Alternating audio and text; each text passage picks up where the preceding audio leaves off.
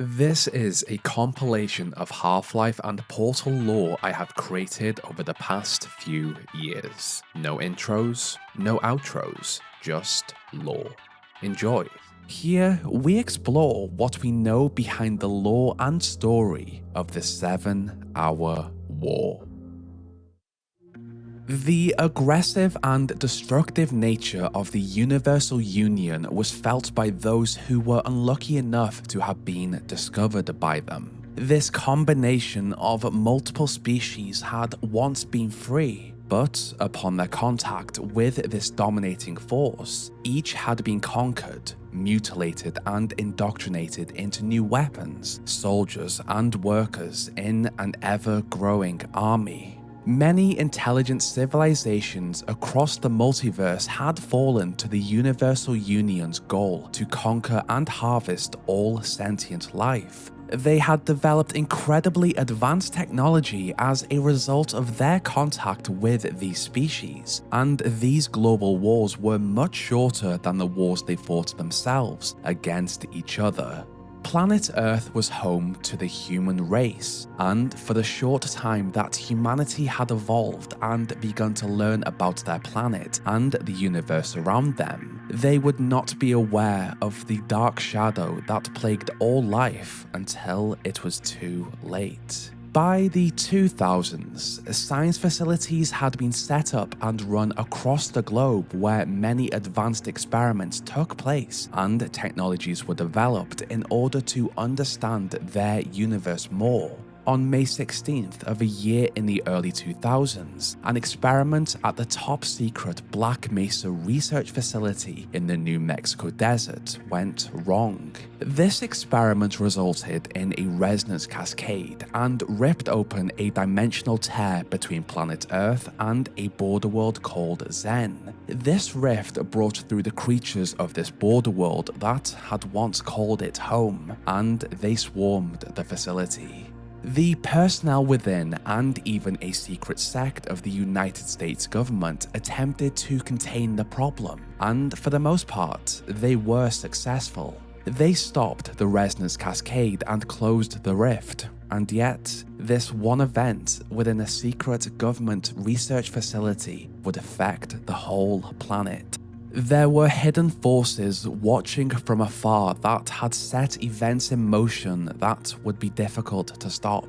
The administrator of Black Mesa, Dr. Breen, had pushed his staff to perform this very experiment against their objections. This experiment had used a crystal sample that forced the scientists to adjust their safety parameters, and thus they had failed when it all went wrong. This was always meant to happen. This was no accident. While Breen may have pushed his team to do this, there was also a government-looking man that had wandered the hallways on this day, and he was even the person that had handed Black Mesa the crystal sample they had used in this experiment. This G-Man, or whatever creature he truly was, would appear from time to time over the next 2 decades to guide humanity and push events in order to reach a goal that, even now, no one knows. Outside of the disaster that was the Black Mesa incident, it appeared to be a regular day for the rest of the population of planet Earth. Then, something appeared out of nowhere that was out of the ordinary. A window into another world. These windows appeared all over the planet, and while they may have been interesting to look at and through at first, what came from them changed everything. From these windows came the Zenian creatures that had attacked the Black Mesa facility, and on sight of humanity, they struck. Headcrabs latched on to the heads of anyone in the vicinity. Barnacles formed around regions that they could catch their prey with their long tongues. Vortigaunt acted in self-defense, and the various other creatures attempted to make this new planet their home after they had been pulled from their old one. This once interesting phenomenon quickly turned into a global barrage of hostile Xenian creatures as these windows turned into portal storms and flooded Earth's villages, cities, and oceans with confused creatures unaware of how they had arrived here.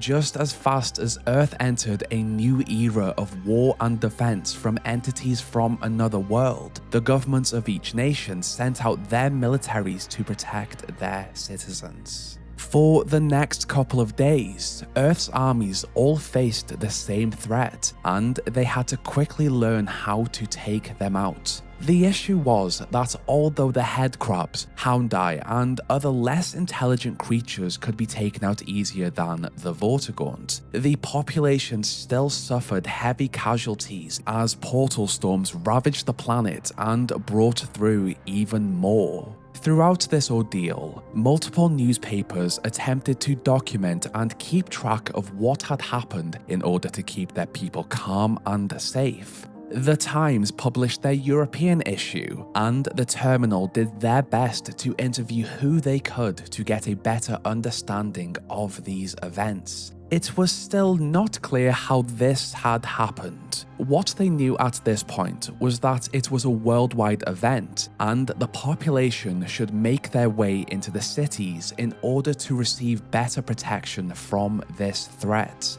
Due to the war, most of the information of what happened during this time was lost. However, it was documented that over these days, the combined militaries and Earth's resources were stretched much more than they ever had been before.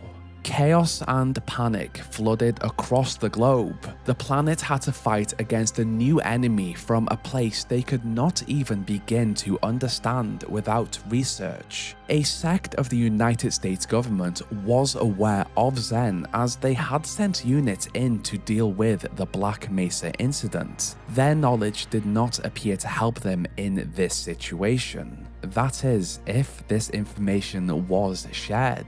This still did not stop conspiracy theorists and scientists to attempt to understand how this had happened. These theories ranged from the meteorological consequences of climate change to secret science experiments gone wrong. Unknown to the masses, some of these were correct. The various governments warned everyone to stay inside and lock their windows and doors as more units were dispatched to clear regions of these alien invaders. In North America, the Federal Emergency Response officials encouraged citizens to rely on their existing food and water stockpiles before they made their way to attempt to make use of government food banks that had been set up. These were unprecedented times, and in blind panic and the genuine fear of death, these instructions were ignored as these resources were depleted quickly by the scared population.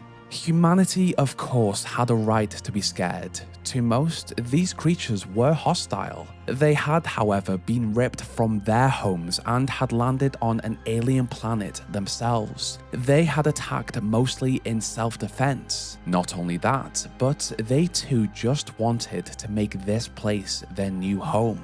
The Vortigaunt were the most intelligent of the various species that had landed here, and they defended themselves against a scared population. In the matter of around 2 days, the portal storms had left Earth's resources and armed forces stretched out to an almost breaking point, a high death toll, and a panicked population. Yet, these portal storms continue to bring through new waves of creatures. Earth was at the weakest point it had been in for centuries.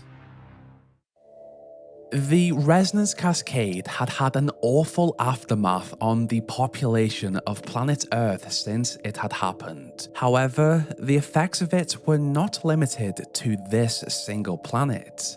Xen had also been affected by this dimensional rift, and this amount of destruction echoed across the universe. The Combine noticed that something unnatural had occurred, and they made their way to whatever had caused the Resonance Cascade. As they looked over Earth from afar, just out of reach. They saw that this was an intelligent race to conquer. Not only that, but this species already appeared to be at war with the species that had arrived from the other side of the dimensional rift. Earth's forces grew weaker by the hour due to the Xenian infestation. It is very likely that from this distance, the Universal Union used their advanced technology to observe how this planet was structured, how it had divided borders between nations, and where the weak points were in each of these. This was not the first time assaulting a planet, and at this point, they knew exactly how to dismantle a system that had grown over thousands of years. Then, the Universal Union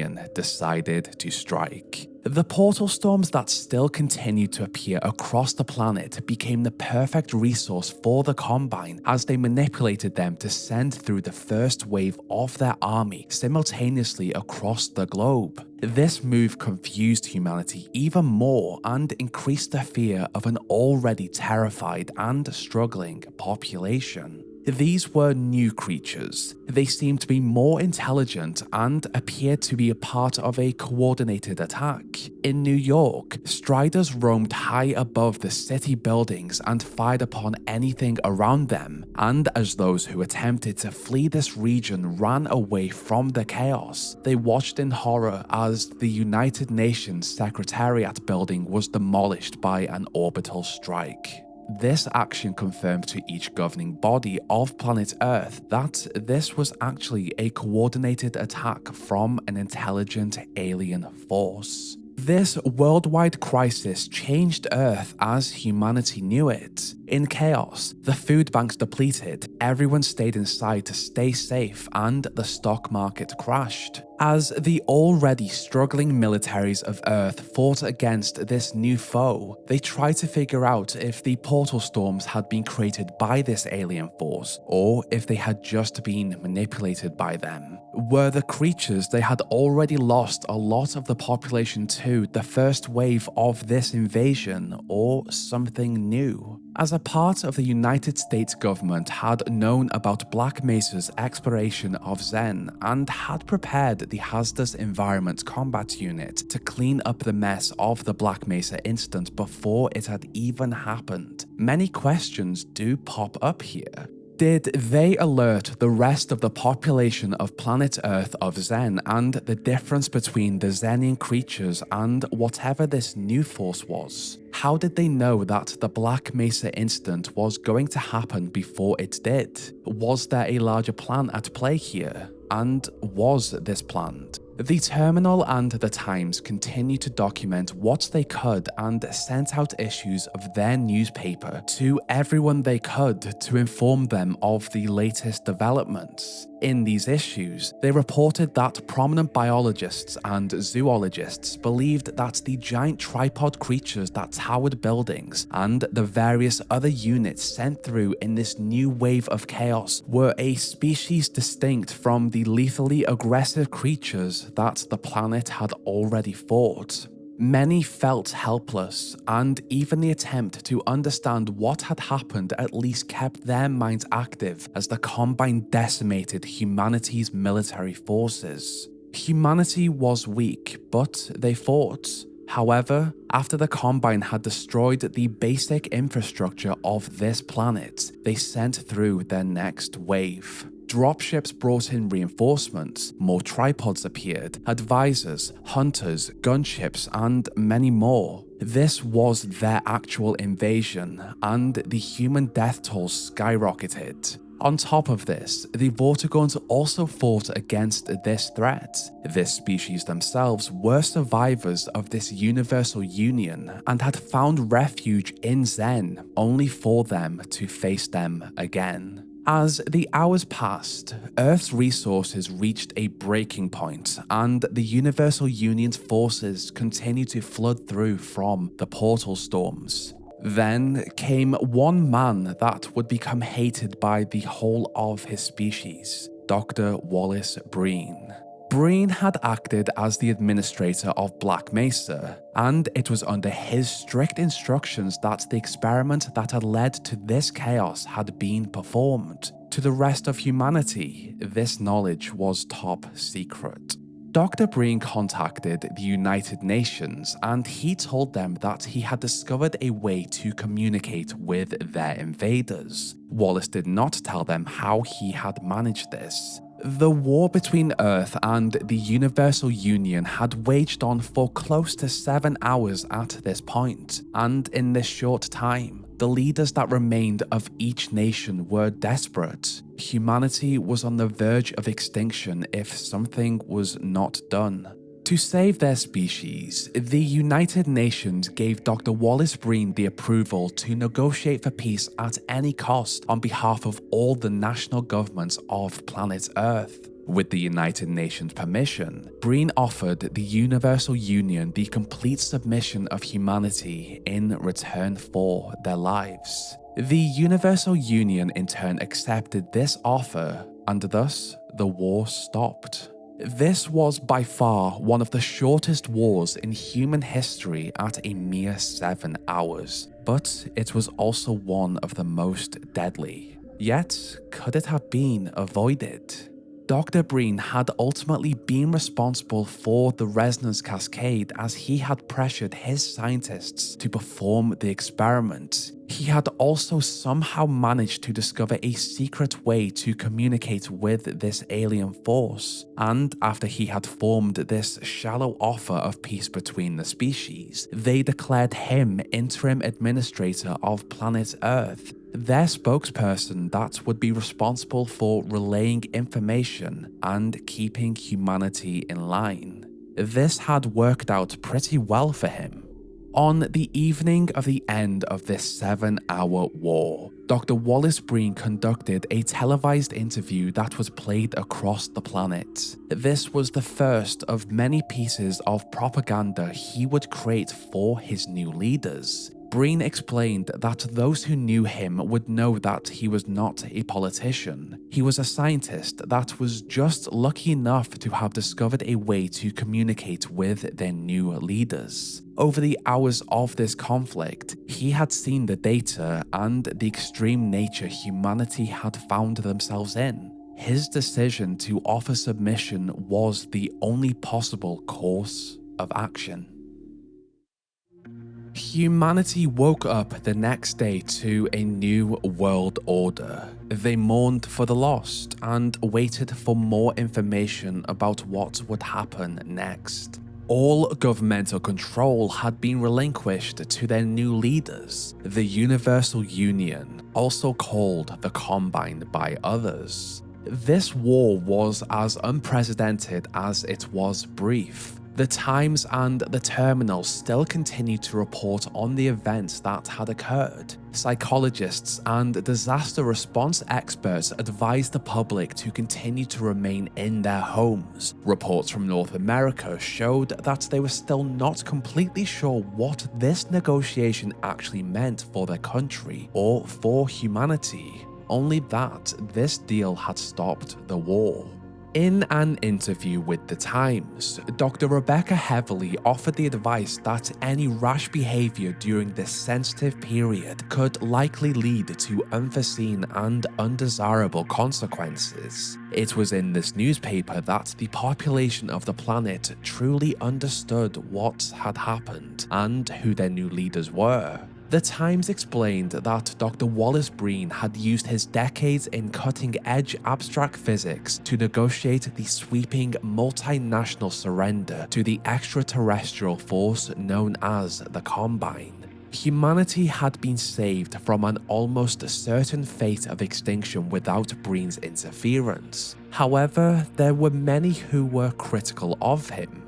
David A. Ransoman of the University of Eastern Colorado's Political Science Department argued that Breen had no legitimate democratic mandate. His lack of political knowledge had led to an interplanetary coup, with him as the mouthpiece of this new empire. There were also some who left him support. General Stanley Thorberg, a former commander of NATO's forces, simply asked, "Would you rather be dead?"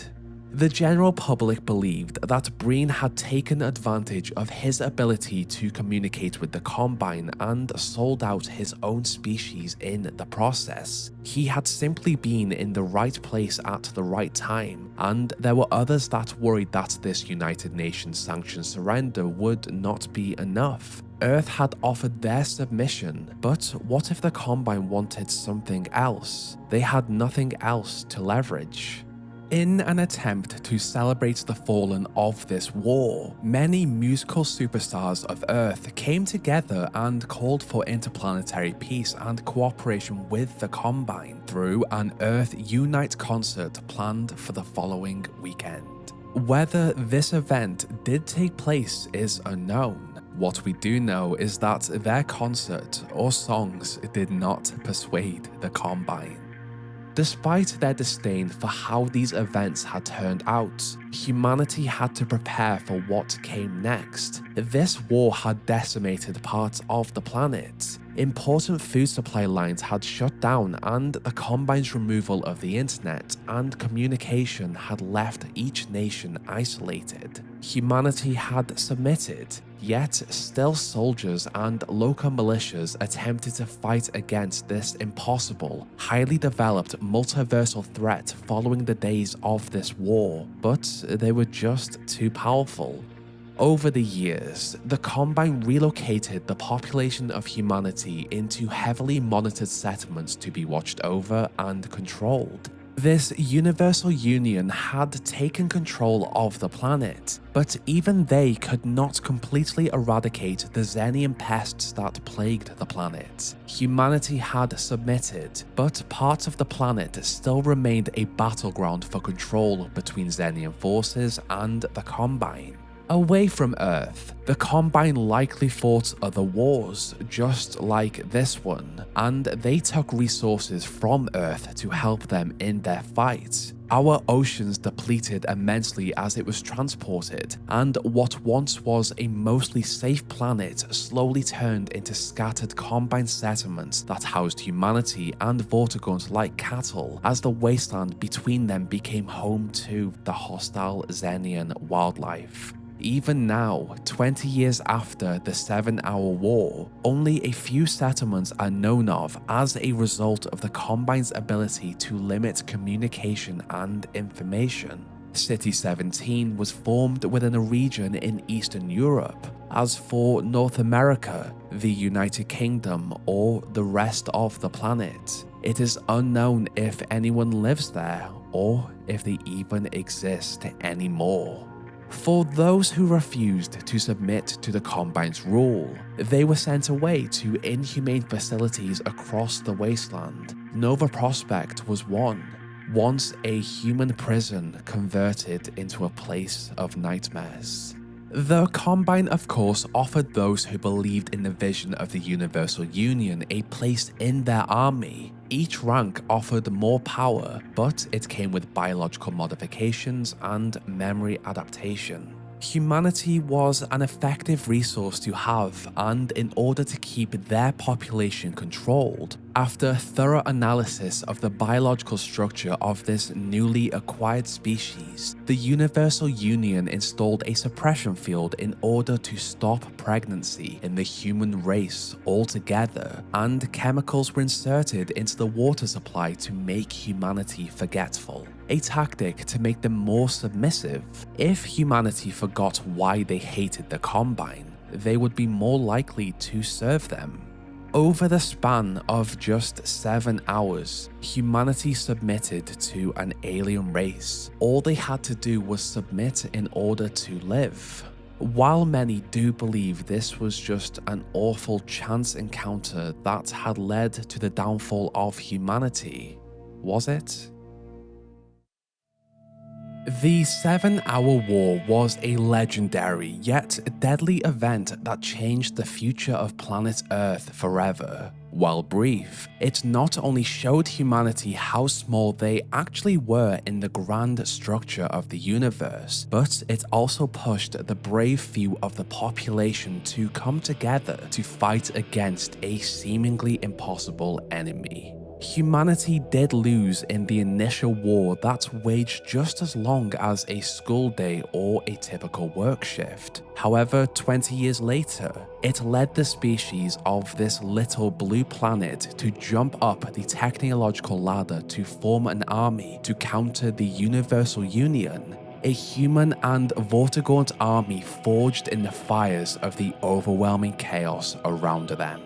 By the accounts of most of those involved during the Black Mesa incident and the subsequent war, some may speculate that this awful moment in human history was simply a part of a perfectly orchestrated plan by a powerful group. Few knew of the G-Man, but for those who did encounter him, mostly the higher members of the Resistance, they would know that he put the pieces in place for the Resonance Cascade to occur in order for himself and his employers to acquire the power of the border world of Zen for themselves. Dr. Breen was also aware of this man, and he used this catastrophe to leverage a position of power with the Combine in humanity's weakest moments. The question that remains is, was Breen truly one of the masterminds behind the 7-Hour War, or was he just another piece in the G-Man's plan? Furthermore, the Combine knew of the G-Man and had prepared a prison for him in the event they ever encountered him. A strong prison designed to hold only the most powerful of creatures with the ability to quickly move through space, freeze time, and nudge the past, present, and future, abilities the G-Man used frequently. He had seen the arrival of the Combine on planet Earth as a result of the Resonance Cascade. There had to be a reason for him to push this to happen. Regardless, this moment changed humanity and forged a powerful resistance over the course of 20 years that would do almost anything in their power to claim their planet back. Here we explore in the lore behind the Borealis. Way back before the invasion of the Combine Empire and the enslavement of humanity under their brutal reign, the Black Mesa Research Facility and Aperture Science had been fighting in competition over the years in an attempt to become a leading research facility in the scientific field. As both companies worked on portal technology, a team within Aperture began work on a top-secret project called the Borealis. Working within the 1970s section of the facility, 3,975 meters below the surface, the science team experimented with a large Healy-class icebreaker ship. While this type of ship was typically used in the polar regions of the planet, the scientists had found another use for it, but even now, its secrets are mostly unknown. Stored on a dry dock deep underground, the Aperture scientists took out everything from the ship that was not required for its function, allowing more room for their scientific equipment. With this, working from blueprints, the scientists fitted the Borealis with various pieces of technology, such as material emancipation grills, advanced particle fields mostly used in Aperture's test chambers designed to vaporize unauthorized items that pass through them, and secondly, unstationary scaffolds. Again, advanced technology created by Aperture Science that was used in their test chambers to move on demand to allow access to various areas. With the Borealis project being top secret, those outside of the dry dock could only speculate what the scientists were actually working on, and at one point, some details of the project were leaked where the scientists of Black Mesa heard of their work too, that the Borealis was being used to test some sort of teleportation technology.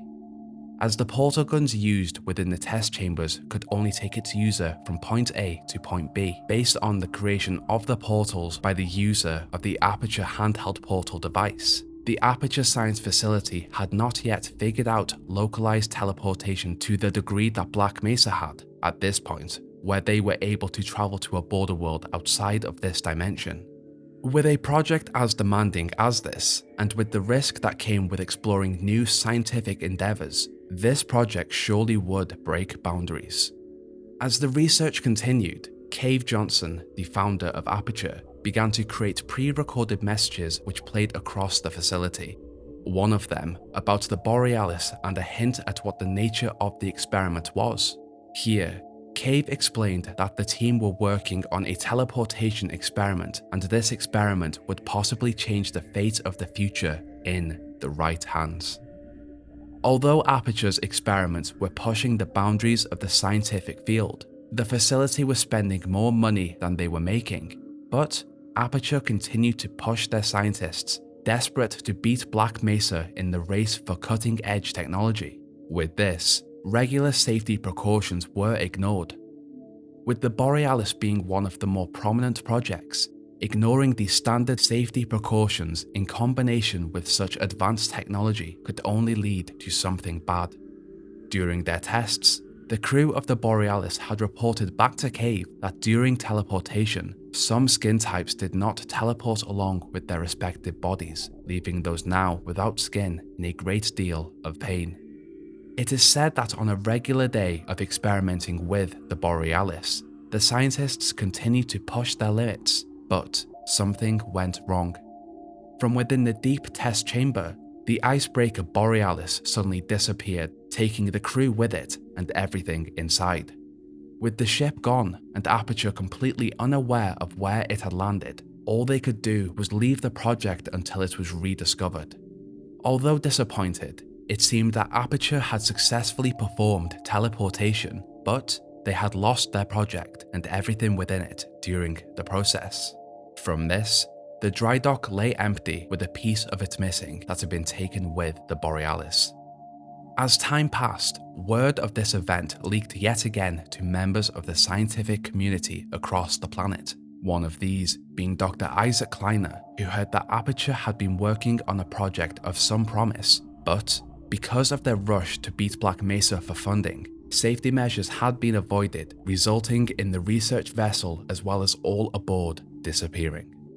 While the disappearance of an extremely pricey research project would have been a major blow to Aperture Science and their fight to beat Black Mesa for funding, more tragic events were soon to come. It is unknown in which order these events occurred, but both facilities faced their troubles. The Black Mesa Research Facility performed an experiment with an exotic crystal sample collected from the border world of Zen.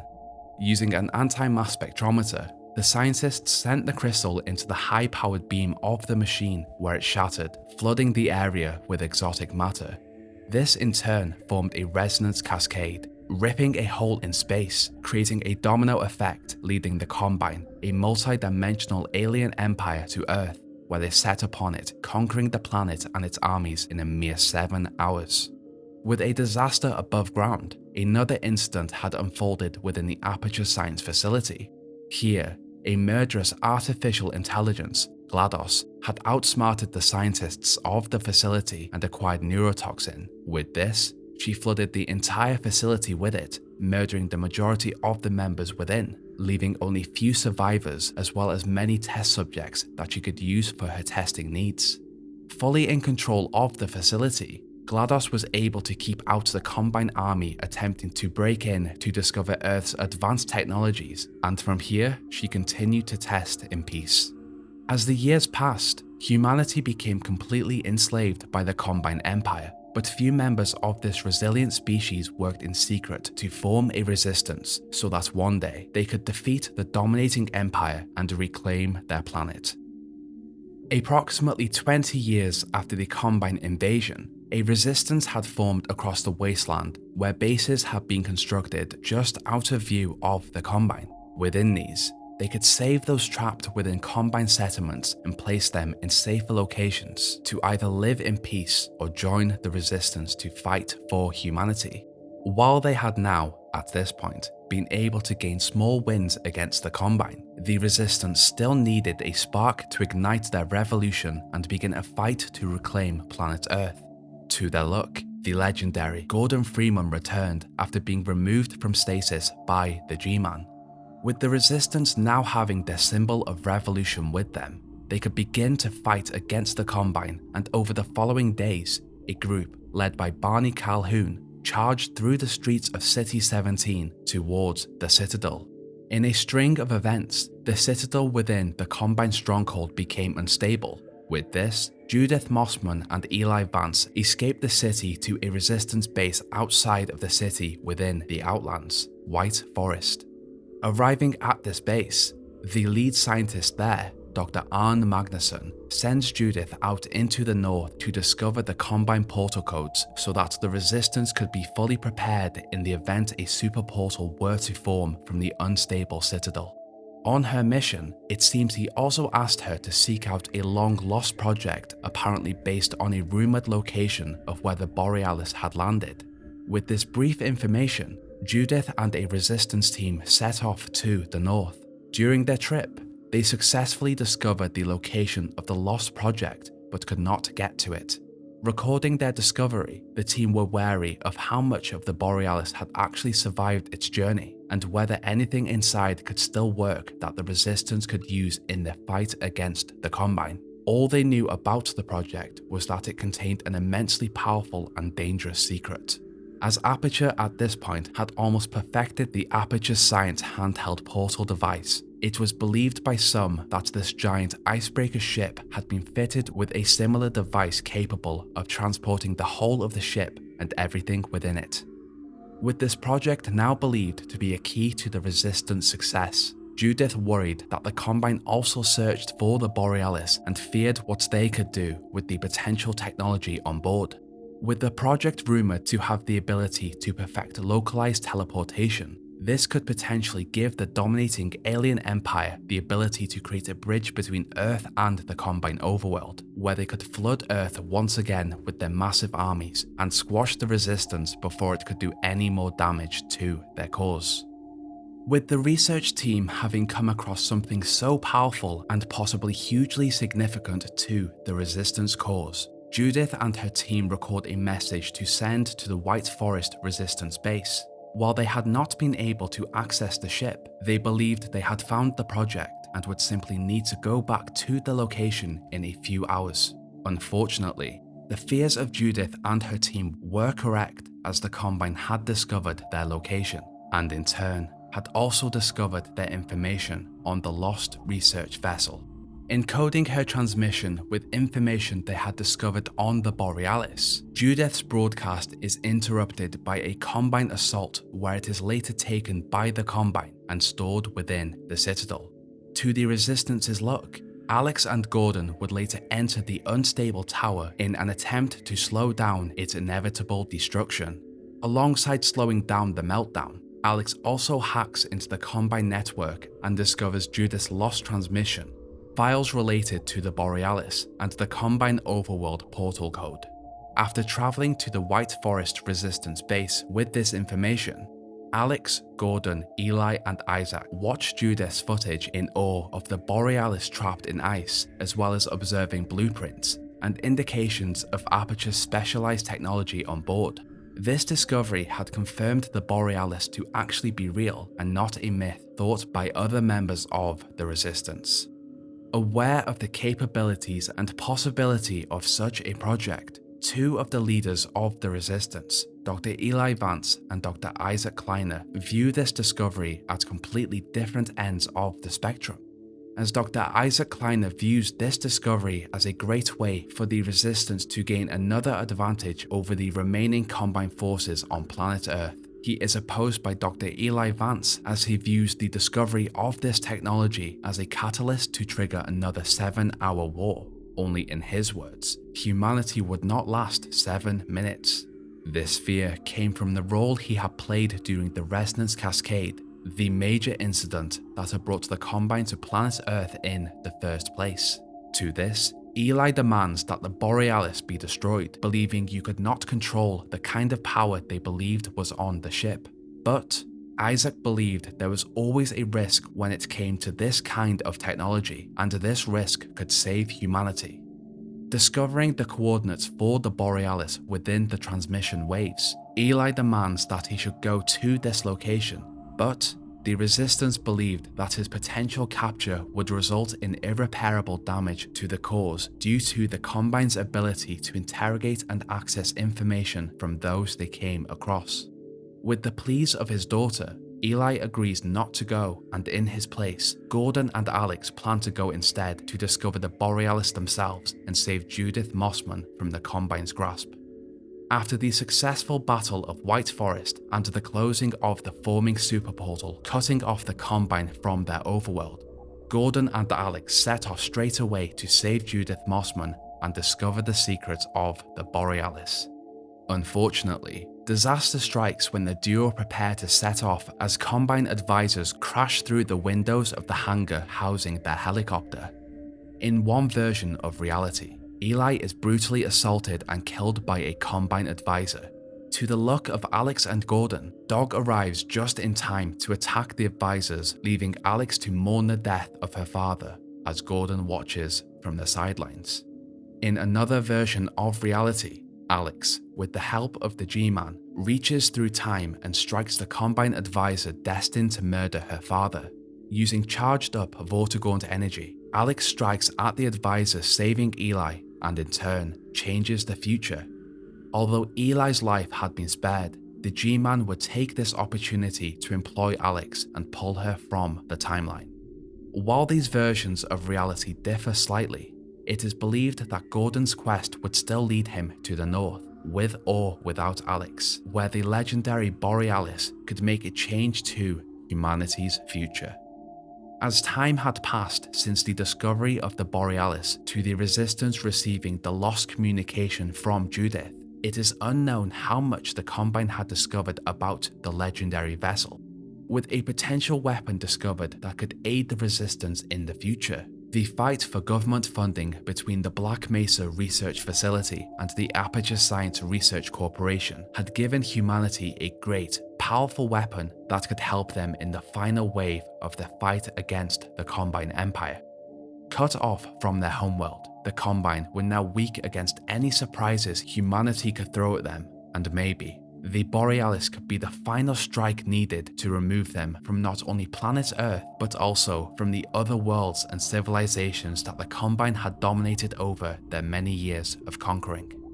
It is unknown what the true capability of the Borealis is, but even if the Borealis turned out to be nothing more than an empty shell, the discovery of this Healy-class icebreaker ship turned research vessel had still given the Resistance hope and a new spark to continue fighting. Now with the in-game canon out of the way, let's move on to what happened during the development of Half-Life 2 and how the Borealis would have had a completely different role to play. In the first version of Half-Life 2, the Borealis was to appear as the Hyperborea. In this version of the game, the player was to start the game boarding the ship on the way to City 17.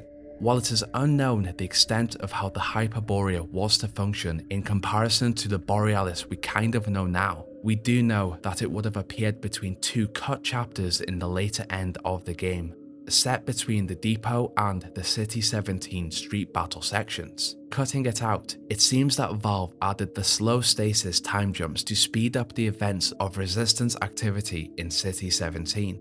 While the inclusion of the Hyperborea does sound great within Half-Life 2, it was just not meant to be. While on the topic of this original version of the Borealis, I feel like I have to mention Odell, a Hyperborea engineer who sadly was cut as the ship was completely changed. Odell's face was then reused and given to Colonel Odessa Cubbage. In 2007, with the release of Half-Life 2 Episode 2, Valve canonized the Borealis into the Half-Life universe by having it referenced and seemingly spotlighted as a major focus on the promised third sequence in a 3-episode saga. But Episode 3 never came. All we received was concept art for Episode 3, which, skipping past the art for the character designs, we can see the art of the ship stuck in ice surrounded by Combine advisors. This suggests that the Combine had in fact discovered the ship after their assault on Judith and her team, leaving Gordon and Alyx to fight for control of it while attempting to save Judith. For a long time after this, we did not get any additional information on the Borealis until 2011 when Portal 2 released. Here, we were shown the dry dock that had housed the research vessel. While the discovery of this location in itself was interesting as it pointed to a major event that had been referenced in episode 2 5 years before, we would still have to wait to find out the significance of the vessel. Moving forward to 2015, fans were still eagerly waiting for a continuation of the episodic Half-Life series, and now at this point, the meme, Valve Can't Counter 3 was in full force. Unknown to the players, Valve had been working on a VR game called the Borealis, a game that would have the player ricochet backwards and forwards through time, where they could see events from the 7-hour war up to the moments just after the ending of episode 2. This game, like many others, would struggle to pick up momentum and later was cancelled. In 2016, Mark Laidlaw, a main writer for the series, left Valve, leaving fans to question whether we would ever get a resolution and explanation for the Borealis. All we had at this point was concept art for episode 3. Interesting enough, but nothing to explain the game or story itself. Then, in 2017, we received a masterpiece written by Mark Laidlaw himself. Written as a sort of fanfiction, which I guess in a way it is, Laidlaw posted Epistle 3 on his own website, clearly the name here referencing episode 3. This is widely believed to at one point being the concluding story for the Half-Life series. I do only want to focus on the Borealis in this video, and so I will limit it to that. So a lot of Epistle 3 will be cut out for that. I may possibly put together a sole video on Epistle 3 in the future. Epistle 3 featured the characters Gertie Fremont and Alyx Vaughn, clearly Gordon Freeman and Alyx Vance, just after the events of Epistle 2, clearly referencing episode 2 here. After burying Eli, Alyx and Gordon travel to the north using a helicopter, but they crash land and have to continue to the Borealis coordinates on foot. Interestingly enough, the Borealis is named here as the Hyperborea, a nice nod to the vessel's original name. Approaching the lost vessel, they discover Combine technology surrounding the Borealis, which, at this point, is phasing in and out of existence, seemingly a side effect of the teleportation reality-bending technology on board. With the Combine guarding the area of where it is phasing in and out, Gordon and Alyx continue to follow the coordinates sent to them by Judith, believing these to be the location of where the Borealis would temporarily materialize, where they could board it properly before it disappeared again. With the help of a now released Judith Mossman, named Dr. Mass in this version, they attune the frequencies of the ship and bring it into coherence and finally board it. On board, the Resistance members attempt to gain control of the ship as it phases from Earth and travels between the many universes across space and time in the multiverse. Eventually, they discover the aperture device that allows the ship to function, the bootstrap device. Essentially, the bootstrap device created a self-contained field around the Borealis, allowing everything within the field to travel to a chosen date and time. We also learn here why and how the Borealis had left the Aperture Science facility. As the 7-hour war erupted and planet Earth became ravaged by the Combine forces, the scientists became aware that the Combine forces were targeting planet Earth's research facilities, likely in an attempt to seize and utilize their experiments and groundbreaking technologies. In desperation to survive and keep the Borealis out of Combine hands, the scientists activate the bootstrap device to take themselves and the Borealis to the furthest destination away from them as they could, Antarctica. While they had developed this technology, they had still not fully tested it and did not realize that the bootstrap device not only traveled through space, but also time. On activation, the Borealis flung its way through space and time, described to have at one point been pulled as taut as an elastic band. Through this process, they existed within multiple times and locations at once, viewing distant worlds around them, as well as crew members still attempting to board the vessel. Now, still attempting to regain control of the ship, Alyx, Gordon, and Judith glimpse various realities, an interesting one being a staging area of the Combine world looking as though they were gearing up to breach a planet, just like they had done to Earth. With the ship still flinging through space and time, Alyx and Judith end up arguing about how to use the Borealis. Judith followed in the mindset of Isaac, believing they could use it for research and to help the resistance, while Alyx wanted to destroy it, following her father's wishes. As events pass, Alyx ends up shooting Judith, killing her. With Gordon and Alyx now planning to destroy the ship, and with a grasp of how the bootstrap device worked, Gordon and Alyx arm the Borealis and aim to launch it at the Combine homeworld. They had essentially created a time-traveling missile. Prepared for their fate, Alyx and Gordon simply wait for their demise, but the G-Man appears to Alyx and tells her they have places to do and things to be. With this, she walks away with him and they step out of reality, leaving Gordon unable to escape.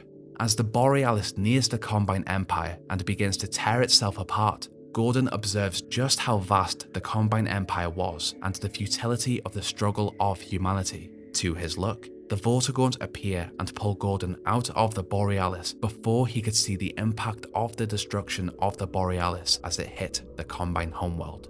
Landing on an unknown shore in the future, Gordon speaks of seeing the world having grown and developed without him. Few remember him, and he is unaware of whether the resistance failed or succeeded. The ending is just as confusing as the whole story, and we still do not know if the Borealis hitting the Combine homeworld did its job or whether the Combine still reigned over the multiverse. Again, all of this is labelled as fanfiction, but it is widely believed that at one point, this was the plot of Half-Life 2 Episode 3, and this would have been something I would have loved to play. As I wanted to focus on the Borealis part of this, I skipped much of the story. Greengrub gets his own video. This could be as close to an ending to the Half-Life series as we will ever get, and I am actually okay with that. But Half-Life Alyx did open that door. This story also helps fill in a lot of holes in the canon story of the Borealis, but creates some new ones too. Here we explore in the lore behind the Vault. While the main focus of the Combine Empire was to enslave and control the multiverse, over the many years they had acquired various species that they had indoctrinated and mutilated to become more efficient to serve and fight alongside them. Although a main focus of their domination had been on gathering new forces, they also looked to gather knowledge and scientific techniques to aid their efforts from the best and brightest of these doomed civilizations. After the invasion of planet Earth, the Combine discovered that the scientists on this planet had found a way to teleport to various points within a single universe, instead of being limited to jumping to a different one, a technology that they lacked, having to use standard forms of transportation across the planet. During their fight for control and knowledge, the interdimensional force constantly came up against a mysterious human-appearing man holding a briefcase. This man always got in the way of their plans. With this, they decided to bring in one of their most powerful pieces of technology, the Vault, to stop him. Still attempting to stay on top of the humans and keep their power, the Combine constructed the Vault. It is unknown whether this was brought in through a portal or whether it was constructed on planet Earth, but the Vault was held in the Quarantine Zone, a walled-off section of City 17 that had been infected by Xenian flora and fauna.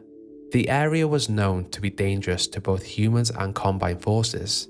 The Combine had chosen the Quarantine Zone due to the Force wanting to keep the Vault a secret. With the increasing attacks from the Resistance, the Combine could not take any chances on the structure being damaged. With a powerful piece of technology in the hands of the Combine now ready to be used, all they had to do was wait for the G-Man to make an appearance so that they, in turn, could strike. Going by the name the Vault to some and the Box to others, the massive ship uses advanced technology to defy gravity, floating high above the ground away from those who would wish to enter it. For those permitted to enter the Vault, the Combine had created a tall station within the Quarantine Zone. From within the heavily guarded station, the controls allowed a user to engage with the docking procedure. First, the user would have to extend a bridge, and then secondly, bring in the vault from the sky to the extended bridge. While this procedure sounds extremely simple, the control station itself has a lot of docking levers, and so messing up the procedure could have severe consequences for anyone in the vicinity of the vault, as it could potentially fall from the sky. While the vault does have a simple docking system, it also has a tractor beam on its base capable of picking up anything below it, which was likely used by the Combine to pick up undesirables or bring in units engaged in heavy combat. As an extremely valuable asset to the Combine, the vault was also shown to have an outer green glow, where some believe this to be a powerful force field capable of protecting the structure from the Resistance's heavy arsenal of rockets, and likely to protect the structure in the possible event it were to fall from the sky. From a distance, the vault appears to be a giant floating ship using the traditional Combine materials and aggressive architecture associated with the dominating force, just like those of the Citadel and the walls that separate the various regions of the wasteland. The bulky structure extends into 3 directions, suggesting different sections within. While its most noticeable feature is its gigantic scale, the cables attached to it made those that observed it question what exactly the cables did. With the structure being so large, the cables transferred power to the vault, keeping it afloat and maintained the vault's main function. Only something extremely powerful would be needed to power the vault, and the Combine had found a natural source for this. During their conquest of the multiverse, the Combine had come across the humanoid species of the Vortigaunt. While the species had originally fled to the border world of Zen, the Combine rediscovered the species after the Nilanth had held open a portal from Zen to Earth. After the Nilanth's death, the Combine recaptured the Vortigaunt species, and after testing them, they discovered that the Vortigaunt had access to a natural form of energy, which they called the Vortessence. With this power, the Vortigaunt had been able to convert it into deadly lightning attacks, and some were even capable of foreseeing future events by tapping into the tapestry of the Vortessence. With the captured Vortigaunts, the Combine created stations across the city. Within each of these stations, they contained a metallic shell capable of withstanding the strikes of the Vortigaunt, and trapped one inside of each. Here, they captured the Vortigaunt to gain access to their Vortessence and the natural energy they had access to.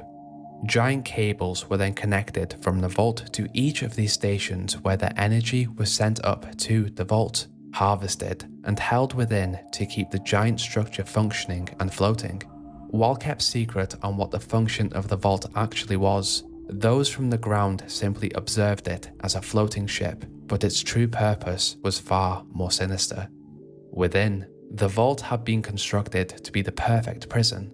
Using the harvested power taken from the tortured Vortigaunt, the vault was designed to capture a threat regardless of what kind of location the threat was in. This vault had been created with the plan to capture the mysterious G-Man, an entity of unknown origin that had messed with the plans of the Combine for a long time. On one of the G-Man's visits to planet Earth, the Combine had become aware of his presence. While the man was visiting an apartment block, the Combine took this opportunity and used the vault's powerful tractor beam to take the entirety of the building, taking the G-Man and all of the residents of the building with it. Although it sounds like an extremely impossible task to acquire an entire building, the Combine's collection of knowledge and technology over the years had given them a vast insight into the workings of science and the universes they had visited. While the vault had successfully taken the building, the laws of physics had been messed with, and so the building, although within the vault, had taken on strange features that defied the laws of physics. While the bottom of the ship would appear to be the actual bottom level of the ship from an observer, the levels of gravity within is completely flipped, making the bottom level of the structure actually the top. Inside of the vault, the levels of gravity appear to be slightly less to that of Earth. Navigating through the transported apartment building, the structure and gravitational field changed from room to room, making even a normal kitchen look alien to a human unfortunate enough to have been captured during this mission. Within the vault, An active signal made any attempt of unauthorized communication outside of the structure impossible, leaving those that had been trapped within helpless to the environment and guards that patrolled the vault. Around the captured building, the Combine had created walkways so that their elite soldiers could navigate and take out those that had accidentally come on board or had come to attack the vault. The main feature of the vault was placed in its center. A giant cage connected to the chamber by a single bridge. The glass chamber was chosen by the Combine to hold the G-Man. With anticipation of his unique abilities to teleport, the Combine had used the best technology to hold him in place indefinitely, where he would not meddle with their plans. On the outskirts of the chamber, giant lasers shoot the harvested Vortigaunt energy at the glass cage, creating a force field similar to that of the force field that protects the outside layer of the vault from outside threats. In the cage, the capture had held the G-Man in place, showing what he had been doing in the apartment building during his abduction. Standing in front of a window, the mysterious entity had been watching someone, likely a person of importance to his employer's unknown grand plans. Due to the effort it had taken to capture the G-Man, the Combine assigned their strongest and most capable transformed humans to guard the cage and the soul bridge that connected to it, in the small chance that someone with combat experience could enter the vault to free their prisoner. As the Combine had beamed up the whole building, it is unknown what became of the residents of the apartment complex. While their bodies are nowhere to be seen within the vault, ghostly apparitions appear throughout, believed to be held in the place and position they were in as the building was collected by the vault. While this may simply be another one of the vault's features, to annihilate unneeded prisoners during transportation, which in turn transformed their atoms into static ghosts, the humans may have simply died waiting for someone to rescue them, and the vault had simply created an echo of their suffering. With the mysterious nature of the physics of the structure, it may never be known what happened to the residents.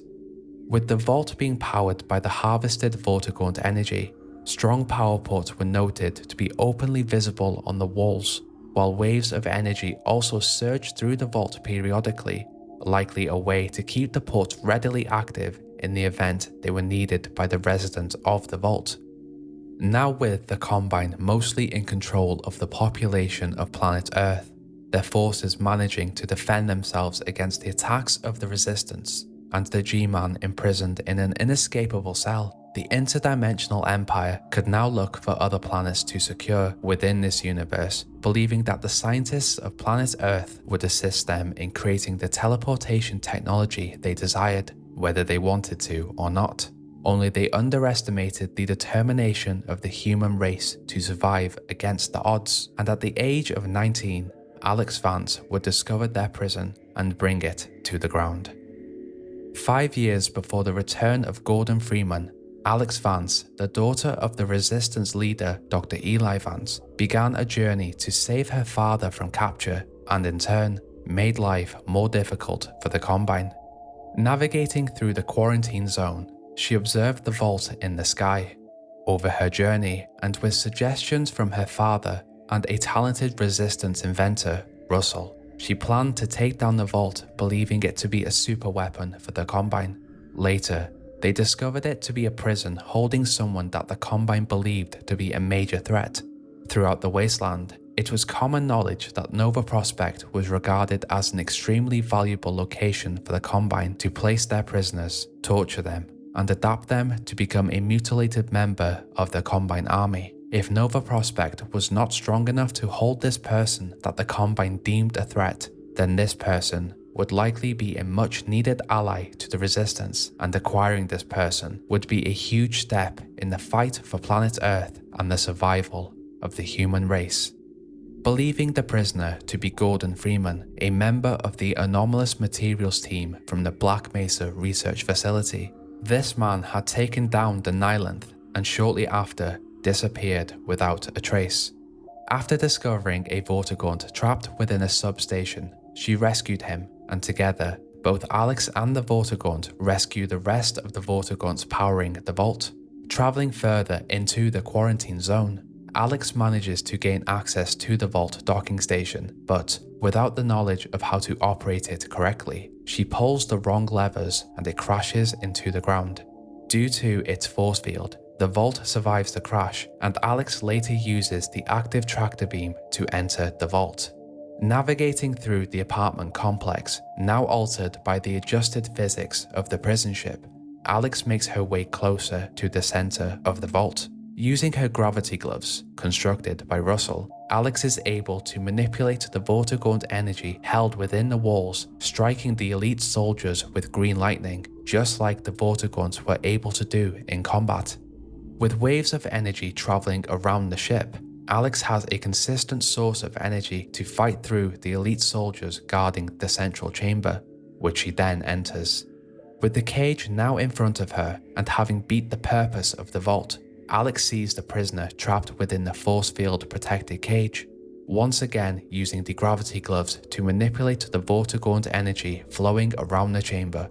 Alyx makes the decision to overload the cage with energy. In doing so, the cage shatters, freeing the G-Man from his prison and generating a new problem for the Combine's plan once again. With his freedom from his prison, the mysterious entity instantly creates a gateway from the vault to an unknown dimension, taking his savior, Alyx Vance, with him. With the G-Man free and the purpose of the vault now defeated, it is unknown what happened to the giant prison ship. With the damage from the height that the vault fell from, in combination with Alyx manipulating the power surges within the structure itself, it is highly likely that the vault was destroyed merely seconds after the G-Man had teleported himself and Alyx out of the line of fire. It is also possible that the Combine repaired the structure in the event that they would gain the opportunity to capture the G-Man or any of his employers again. I ask Resistance member, if you knew that the G-Man was the prisoner inside of the vault, would you have freed him, or would you have left him in there for as long as you had left on this planet? In this video, I'll explore Portal's first alternate reality game. On March the 1st, 2010, Portal received an update around 2.5 years after its original release, and looking at these patch notes, the community saw what the update was. The patch notes read, changed radio transmission frequency to comply with federal and state spectrum management regulations. And this also came with a new achievement, transmission received. So, what did this actually mean?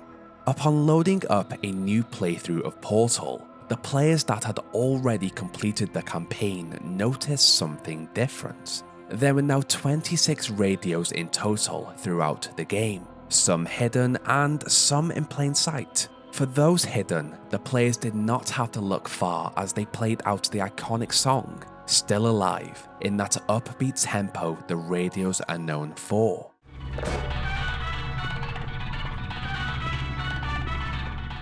These are the radios before the update, and this is a radio after the update. The huge difference here is the red dot. So, the players had to pick up each radio upon discovery and look for the spot in the test chamber to pick up a signal. This was fairly easy to do as the radio emitted a static as it got closer, and the red dot turned green when the radio was in the right spot. When in the correct spot, each radio played a unique sound. While in the game, only 4 of the 26 sounds had some sort of meaning. These 4 were Morse code, and for the other 22, the community had to figure out what to do with them. On a side note, after all 26 radios were discovered, taken to the correct location in the test chamber, and each transmission was received, so was the achievement. After exploring the game files, the Portal community discovered where these 26 sounds were stored, and these files were named Dinosaur 1 up to Dinosaur 26. With there being 26 letters in the alphabet, and with these files named Dinosaur, fans quickly linked this to the book Dinosaur Alphabet written by Harry S. Robbins, who is most well known for his voice acting of Half-Life characters, his most famous being Dr. Isaac Kleiner. I guess this has nothing to do with the AIG itself, but it is a cool Easter egg. Upon further investigation, the fanbase experimented with the sound files in various ways to see if they could acquire any more clues on how to progress with the ARG. And quickly, it was discovered that if these images were viewed in slow scan television software, these sounds turned into images. And here, we have 22 images and 4 Morse code messages. So, we'll begin with the Morse code. Radio signals 1, 5, 12, and 17 each have a different message. The first, Dinosaur 1, reads, Interior transmission active, external data line active, message digest active. The second, Dinosaur 5, is an amalgamation of letters and numbers. The third, Dinosaur 12, reads, System backup dump active, user backup active, password backup active. And the fourth, Dinosaur 17, comes out as LOL. After working together on the Valve forums, the community discovered that the amalgamation of letters and numbers in Dinosaur 5 could be decoded using the MD5 message digest algorithm, where this long chunk turned into this. The quick brown fox jumps over the lazy dog. This is a well-known sentence that contains every letter in the alphabet. It's used to mostly test typewriters, computer keyboards, and anywhere else a complete alphabet is needed to make sure each letter is working. These discoveries from the Morse code would come in handy later. Onto the images. We can see that this collection is made up of random pictures. Looking through, we can see a toy cow, an Aperture Science lab coat, a skull, and a few other random images. There are also some pictures that contain 4 images within them: Dinosaur 2, 4, 7, 13, 16, 18, 20, and 25. And looking closer, we can see numbers and letters in these, 1 per box. For example, Dinosaur 2 has 3068. When each image has been explored, we have 8 sets of 4, 32 numbers or letters in total, so this appears to be a code. Looking even closer at the numbers, we can see their order out of 32 on the bottom right of each image. So here, we can rearrange our sets of 4 into the correct order, where we receive this. Now, what is this code for? Using the same MD5 hash method we used for the Dinosaur 2 code, we get this: 425-822-5251. Instantly, this looks like some sort of shortened phone number. Looking at the image from Dinosaur 3, we can see this has a similar format: 3 numbers in a bracket, followed by 3 numbers, a dash, and then 4 numbers. And in front of this, the letters BBS. After a quick Google search, we can see that BBS is or was the bulletin board system. This was used in the early 1980s to upload and download data, read news, bulletins, and exchange messages. But to use a BBS number, you have to either have BBS software or a 56K modem, which in 2010, I'm not sure many people did. Luckily, in our age of the internet, BBS software is easy to get, and after entering our number, 425-822-5251, we are taken to a login screen where it asks for a username and a password. Now for this, we have to go back to our Morse code. Dinosaur 12 mentions something about a username and a password. System data dump active, user backup active, password backup active. So, looking closer, we can see that the username is backup and the password is backup. And after entering these, we get access to the system data backup. Interestingly enough, a fan speculated that the line GLaDOS v3.11 referred to the date 11th of March, where Gabe Newell, the founder of Valve, was scheduled to attend the Game Developer Choice Awards, and he would reveal information about Portal 2. After this, the user was given access to a file dump. This was huge and gave the fans excited for Portal 2 firstly confirmation that it was on the way, and secondly a huge insight into what they were to get. I know if I would have seen this back then, I would have gone nuts. This, unlike the last ARG, was a worthy reward. This was also a lot harder than the Half-Life 2 ARG. I have also made a video on that. It seems that Valve had learned their lesson here. This data dump contained art images, concept art, and memos from Cave Johnson, which we would later hear over the Aperture sound system as we ventured the older parts of Aperture. Reading these now, I can hear them in his voice.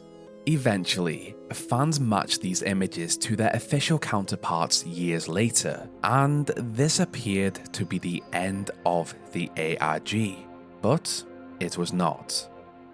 On March 3rd, 2010, Portal received another patch. Although we had concept art on how Portal 2 would look, we were still unsure on how this sequel would link up to the first. So far, Chell had escaped the facility after fighting with GLaDOS, but this update made a slight change to that. The patch note stated, added valuable asset retrieval. This referred to a new ending, where after Chell defeats GLaDOS, we now hear the party escort bot mentioned in the campaign approach an unconscious Chell, where it asks her to "Thank you for assuming the party escort submission position," as she is pulled back into the facility. And here, the valuable asset, Chell, is received. This patch also came with an update to the ARG, where the users who signed into the BBS system discovered this: valuable asset retrieval initiated, which suggested that the players had been responsible for this action, and there was a progress bar with an estimated time remaining. Fans automatically believed this was a countdown to the official announcement of Portal 2, but the time remaining changed quite consistently. Just a few listed were 2,797 millennia, 2,871 geological eras, Cave Johnson's birthday, and 36 days before next Saturday. And so, fans waited patiently to find out what this progress bar meant. 2 days later, on March 5th, at 9:44 AM, Portal 2 was officially announced on Steam, and 20 minutes later, at 10:04 AM, the progress bar hit the end. It appeared that this progress bar was just to let the community know that something was coming, and it had. But this was not the end of the ARG. Something was odd about the official Portal 2 announcement. Some of the characters were underlined, and after putting each underlined character together, we find this: Dratman in the first paragraph and Honey in the second. So, if we go back to the bulletin board system and try these as a username and password, we get access to a new account. Doug Ratman's to be specific. This discovery also came with a reward: additional images for Portal 2. But there was also a code here that had to be decoded. So, the community once again looked around for a way to decode this.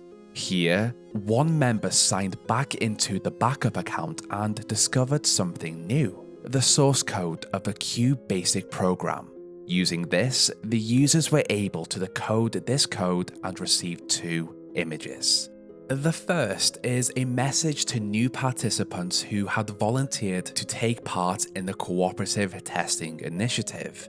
This suggested that co-op would be available in Portal 2, which it was. And the second showed 2 Aperture Science stickmen together, having completed a cooperative trial.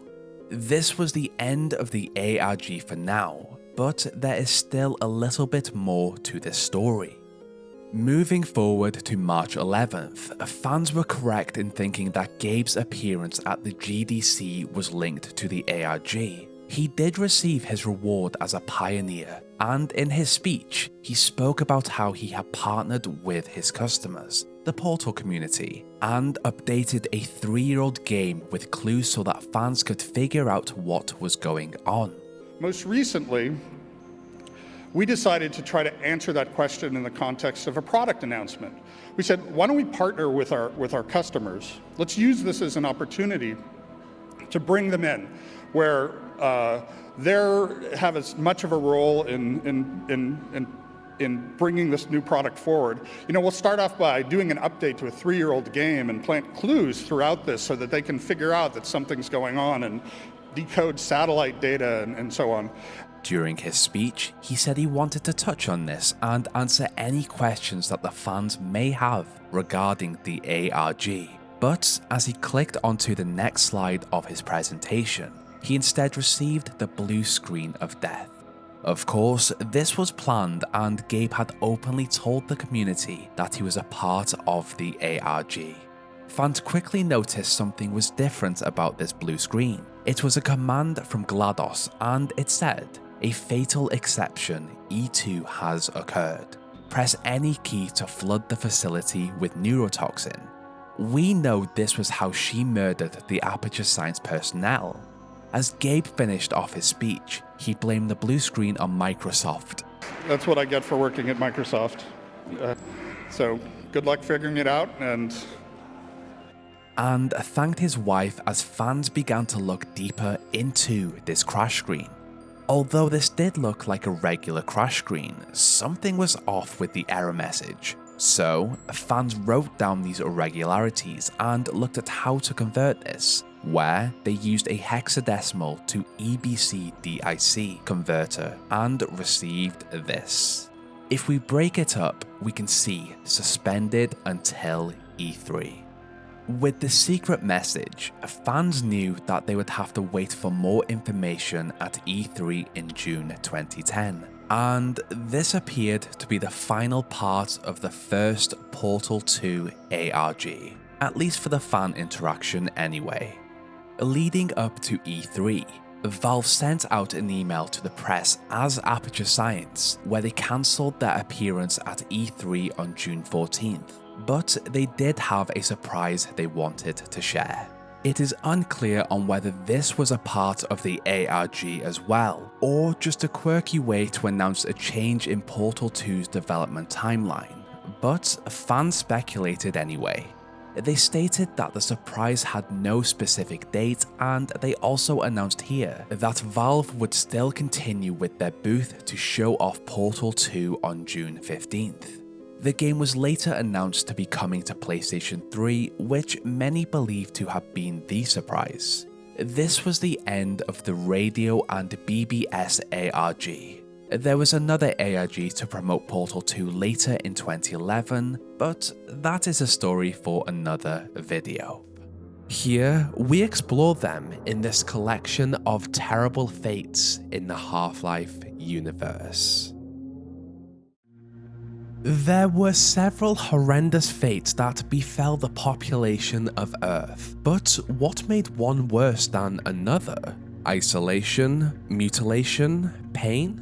A combination of these three elements. As this collection dives deeper, the fates will get worse. This is my interpretation and understanding of the worst possible things that could happen to a human in this chaotic universe in order of severity. As we begin this journey into pandemonium and chaos, we start with something Dr. Wallace Breen claimed just before he was killed by Dr. Gordon Freeman. Dr. Freeman, you really shouldn't be out there.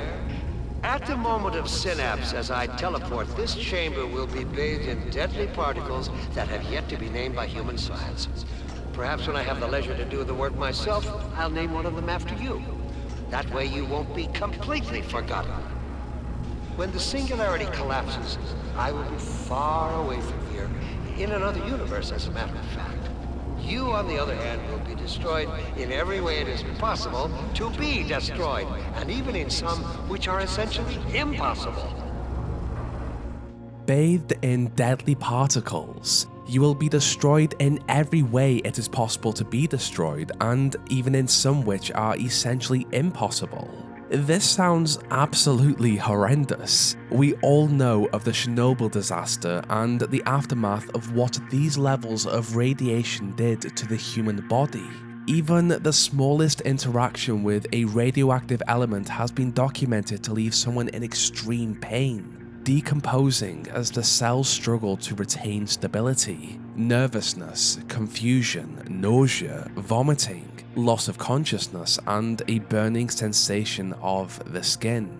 If the fate Breen alludes to is in any way similar to radiation poisoning, that would already be a fate worse than death. On top of this, destroyed in every way it is possible. I would like to think that this would be a short death, but sadly, I think it would be long and painful. Moving over to the small town of Ravenholm, we meet Father Gregory. Ravenholm was a resistance town that was discovered by the Combine. To take out this threat, the Combine bombarded this area with headcrab shells, and upon impact, these parasitic balls of flesh caused chaos as they leapt onto the heads of the population and took control. The town priest, Father Gregory, watched as this chaos unfolded, and he felt it was his duty to free his flock from the clutches of chaos. He was able to defend himself fairly well against this danger. However, over time, he fell to the isolation and trauma that had happened. For an unknown period of time, he worked alone with the sole aim to save those he had known from torment. This was not as painful as being bathed in deadly particles, but the terror he would have felt having watched those he loved in constant pain, and only he could stop it. Over his time alone in Ravenholm, it appeared that he became manic, humanized his weapon, Annabelle, and pushed himself to do the most inhumane actions to the people he had once known in order to free them. Father Gregory suffered an awful fate for some time, and he deserves his place in this awful collection. Throughout the early years of the Combine's occupation of Earth, 2 Resistance members attempted to create a safer way to travel between Dr. Kleiner's lab and Black Mesa East, 2 of the main Resistance bases. During their efforts, they developed a teleportation system based off of their work at Black Mesa. At one point, they believed that they had something that worked, and a cat was used to test whether it was safe for humans. This teleportation experiment did not go as planned, and something awful happened to the cat. Something that would give Barney Calhoun nightmares for years. Its owner would be lucky to never find out what happened to it. While Half-Life 2 does not elaborate on what happened to the cat, cut audio from the Half-Life 2 beta does. I had to turn the cat right side out again, Gordon, to make sure it was a cat. Now, if the cat had died during this event, it would have still been awful, but what if it did not? Regardless, animal deaths are awful in any media. To Alyx and Gordon's luck, when they used the teleporter, it appears that these kinks had been ironed out. It was still a terrible fate. This one, I believe, will split people. Stasis. Throughout the series, Corporal Adrian Shepard and Dr. Gordon Freeman were placed in stasis by the G-Man. This was a void that existed to appear outside of time and acted as a sort of storage container for the people that the G-Man and his employers believed would be useful in the future. This fate so far was always against the will of the person that was in storage. Gordon was threatened with death if he did not agree, and Adrian was just placed in there. Now, from Gordon's perspective, he defeated the Nihilanth, essentially blinked, and he was on Earth 20 years later. He did not have time to actually think about what had happened at Black Mesa. He was thrown right back into the action. The dread of this fate is that so much had happened in his absence. Whatever friends or family he may have had were likely gone. His opportunity to fight had been taken away from him. In stasis, he was unconscious, stored without any control of his fate. Gordon was released from stasis, but what about Adrian Shepard? As far as we know, he is still in there, unaware of anything that had occurred after Black Mesa. His friends and family likely think him dead. Which fate is worse? Waking up after 20 years and finding out that the whole world has changed and the chance to stop it was taken away from you, or never waking up again, lost in a timeless void.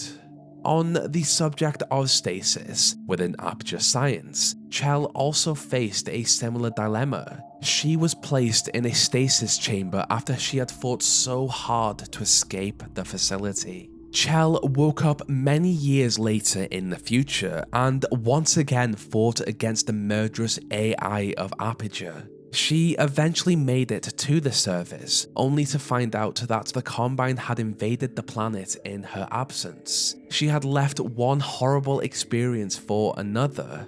Anyone she would have known was also gone. So, once again, would you rather stay unconscious, essentially in a death state, unaware of all of the awful things that had happened, or wake up to face them? Picture this. You are a scientist at Black Mesa. Over the past few days, your boss, Dr. Wallace Breen, has instructed your team, Anomalous Materials, to perform a pretty risky experiment. It has been a very stressful few days. You have objected that the parameters of this experiment may result in a Resonance Cascade, but your boss only wants results. The Xenian crystal sample is much larger than what you placed in the anti-mass spectrometer before, and the safety parameters have been nudged a little in order to accommodate this change. On the day of the experiment, power outages fill the facility, but you have one thing you are looking forward to: your microwave casserole. That was how Dr. Arnie Magnusson felt on the day of the Black Mesa incident. Unfortunately for Magnusson, Dr. Freeman, for some reason, entered the kitchen and decided to nuke the casserole. Whether this was an accident or not, this was something Magnusson would not forgive or forget easily.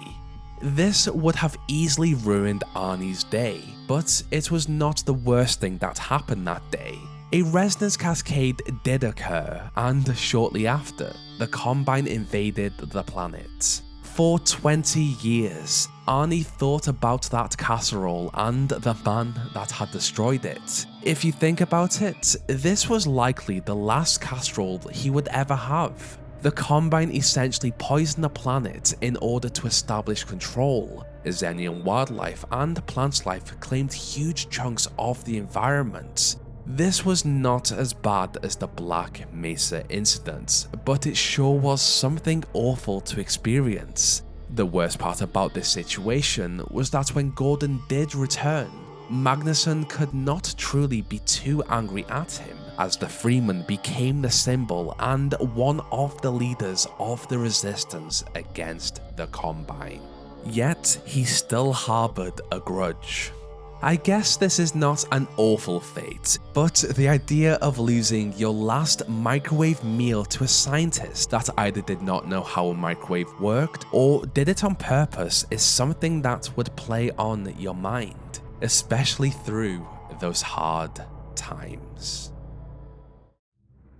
This is where the fates become more uncomfortable and basically horrendous. The barnacle is one of these, and I feel that they are often overlooked. So many lives were lost to this species, and this is a fate I would not wish on anyone.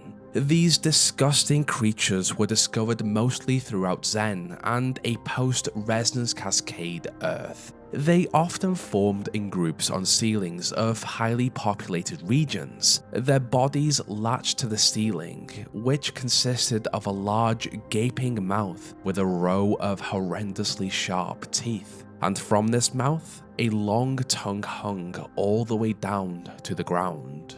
It would be a fairly fast death, but at that moment would feel like a lifetime. Here, the barnacle simply waited for anything to touch their tongue, just like a Venus flytrap waited for their prey to activate their sensitive hairs. Of course, after years of Combine and Xenian occupation, most of the population of Earth knew to avoid these tongues. This is why it made it so much worse when they accidentally triggered one. Almost instantly, the barnacle grabbed onto anything it could of its meal. In some cases, the tongue has been stated as extremely sticky, which made it impossible to detach from. In others, like Larry, a barnacle wrapped its tongue around his ankle. To his luck, he was able to hold on to something, but many did not have this luxury. In what could have been 30 seconds, this would have felt like a lifetime for their prey as they looked up at the huge mouth and sharp teeth as they were slowly pulled closer and closer to the creature. Each second, a step closer to death. The horrific thoughts of knowing their fate would be haunting to this victim as they moved closer towards the creature, unable to do anything but panic. This, however, was not the worst part. As the barnacle eventually pulled its meal to its mouth, the victim was eaten alive, piece by piece, until eventually nothing was left. The lesson here is to wear a spiked helmet just like Larry, and if you are caught, keep a weapon handy. The fate of being eaten alive by a barnacle is truly awful, and this collection only gets worse. What could be worse than being eaten alive? Being transformed into a stalker. For those who rebelled against the Combine, they were often met with more of a tragic fate. They became a part of the Combine's workforce as a stalker. This happened to many against their will. Interestingly enough, in my stalker video, there were a few comments that claimed that they would willingly go through it. We won't question that. In this traumatic process, the victims were transformed. Their hands and legs were amputated and replaced with metallic limbs. This atrocious process was performed in order to reduce the mobility of the human and to enhance their ability as a worker. Their new hands allowed them to interface with Combine terminals. On their faces, a plate was installed, and in the place of their eyes, welding lasers were implanted, once again to allow them to perform their duties and, in some cases, protect Combine regions from intruders. We can only imagine how painful this procedure would have been on this victim. Many of their organs were removed until they were essentially a skeletal frame, and to keep them just about alive, a saline solution was used to keep them running. To keep these new cogs in the Combine workforce efficient, they were subjected to mental conditioning. In doing this, they became completely subservient and followed every order of their master. They lost who they were, what they were, and became mindless drones, pure objects in the Combine machine. This was once considered the worst fate in the Half-Life universe, and it really is a fate worse than death. Yet, this collection is not yet complete.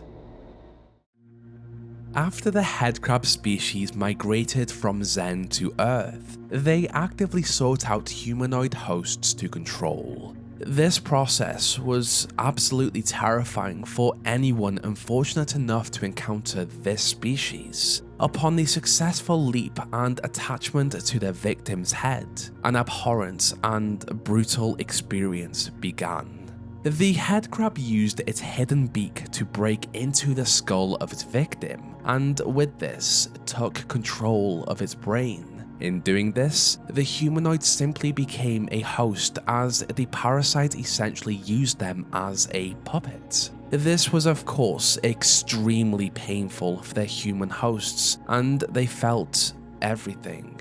As the headcrab injected a chemical mixture into the human's bloodstream, mutations occurred. In most cases, their rib cages ripped open, their fingers extended, their flesh fell off their bodies and revealed bone and raw nerve endings. The humans were completely aware of their predicament and had no way to stop it. They were completely at the mercy of the headcrab. The parasites did not care how their humans felt, and as they wandered the wasteland, they walked through fire, water, and other hazardous regions. From the perspective of a Combine soldier, a civilian, or resistance member, these headcrab zombies were just another threat that could cause them harm. To deal with them, they were fired at. The humans felt this pain, but the headcrab made use of their hosts as long as they could before the human body was completely worn out. The worst headcrab to encounter was the poison headcrab. Upon attachment, it sent its poison through the host's body. The body bloated, mutated, and allowed multiple of this variation to latch onto the victim. The human was forced to constantly walk at an angle as many headcrabs used them to traverse the region, all while the burning toxic substance flowed through their veins. They would have felt every little bit of pain. Death would have been a welcome release. At least the stalker had no idea of what they were. The Combine Empire were responsible for several of the fates in this collection, yet one of the worst by far was a result of a Xenian parasitic infection. Xen was home to many dangerous and toxic flora and fauna, and many of these also migrated to Earth during the portal storms. In the quarantine zone of City 17, an entire distillery became infested by Xenian plant life. The Combine wanted to limit this infestation, and to do this, they sent in hazmat workers to clear it out. An issue arose, however, when one of these workers' suits ripped and he inhaled a Xenian fungal spore.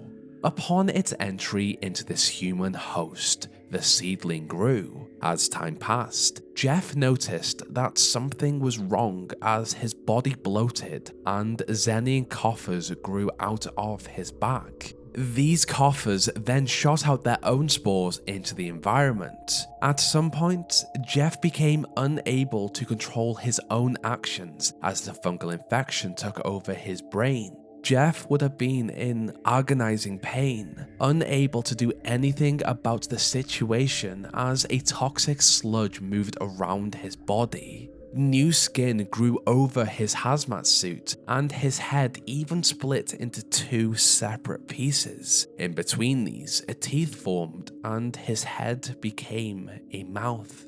This excruciating pain would have left Jeff irritable to anything that moved around him.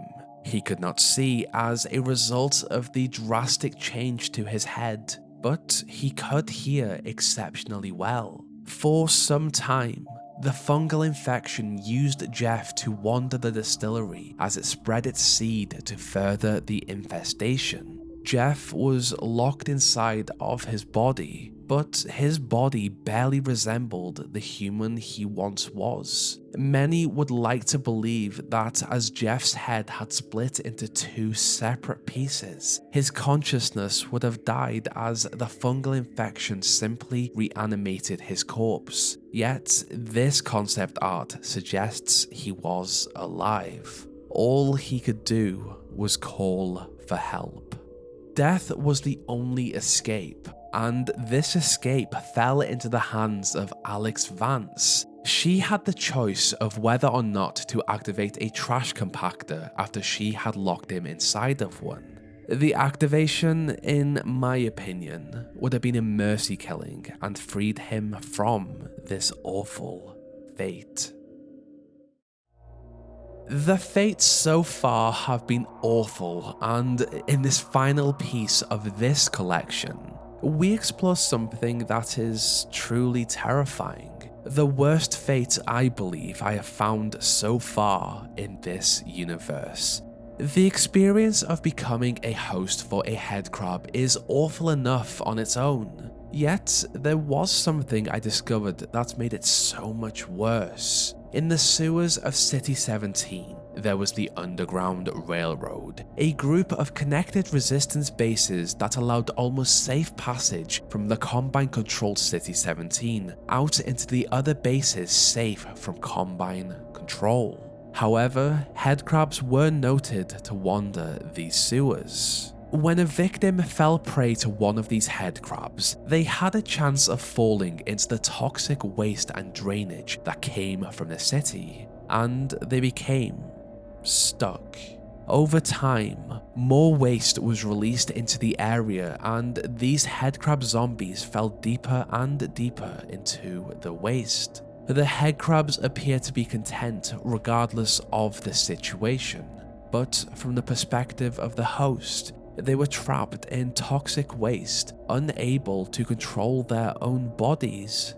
As the headcrab that controlled them moved, they sank deeper. Eventually, all they could do was stay there, stagnant as they decayed and rotted. This was a fate worse than Jeff. At least Jeff could move around, and he did eventually have the opportunity to be put out of his misery. In this case, they could feel everything, but there was a chance that they would never be found, and the headcrab would keep them alive for as long as possible in never-ending torment.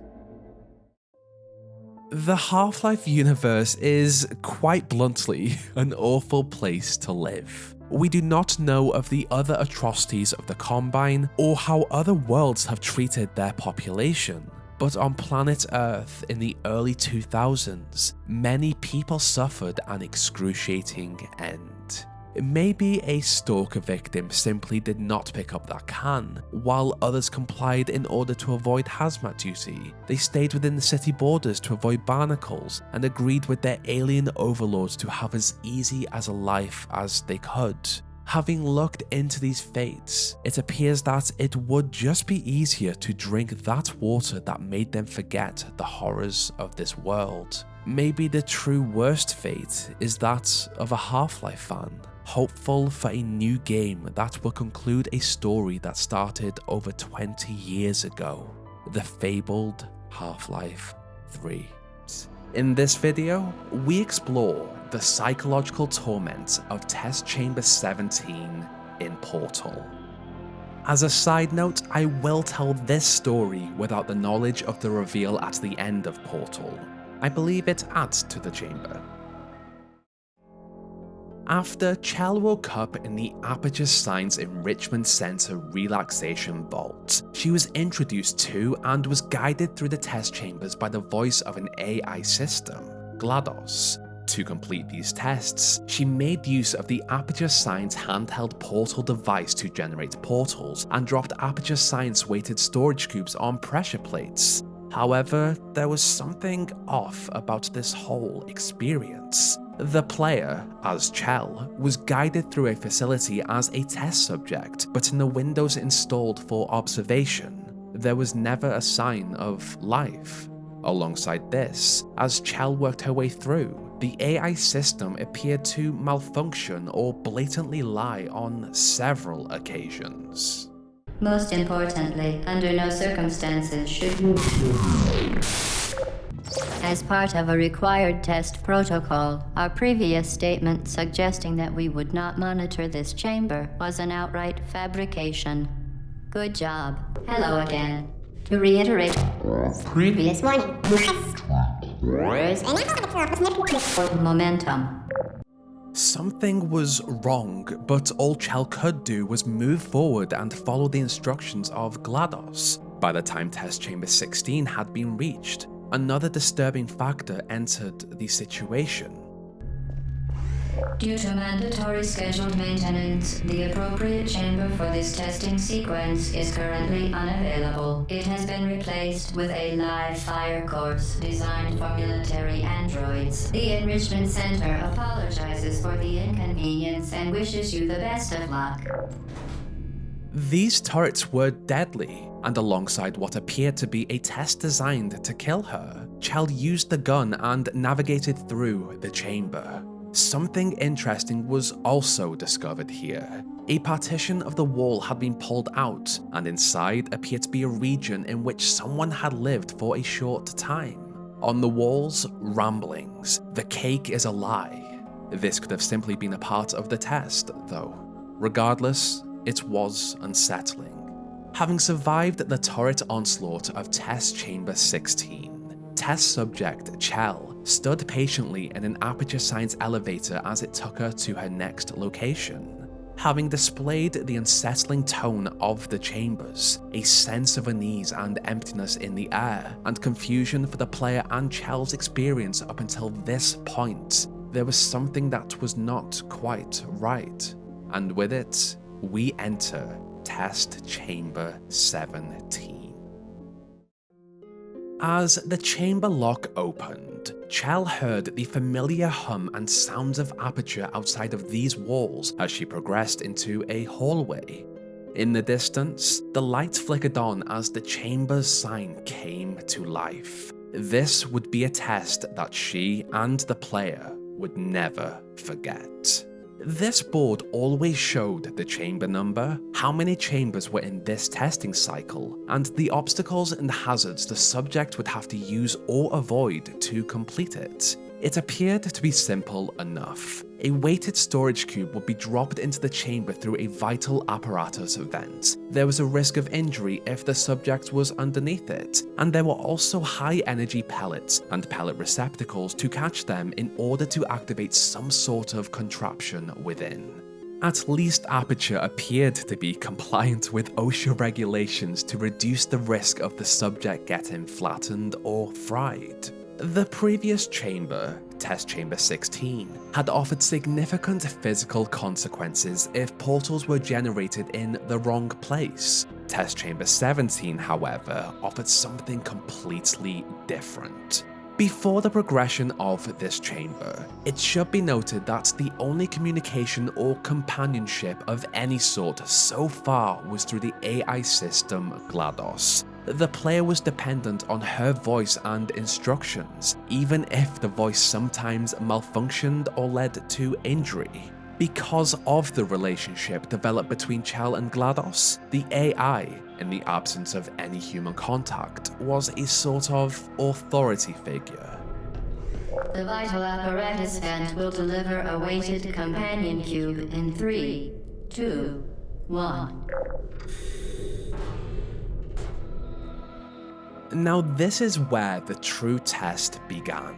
This cube was different from the other ones Chell had used in the previous chambers. It was a companion cube, not a simple storage cube. A label on the floor depicted a heart emanating from the cube as someone held it, subtly forming a bond between Chell and the object. The word companion and the heart gave the cube a human-like quality.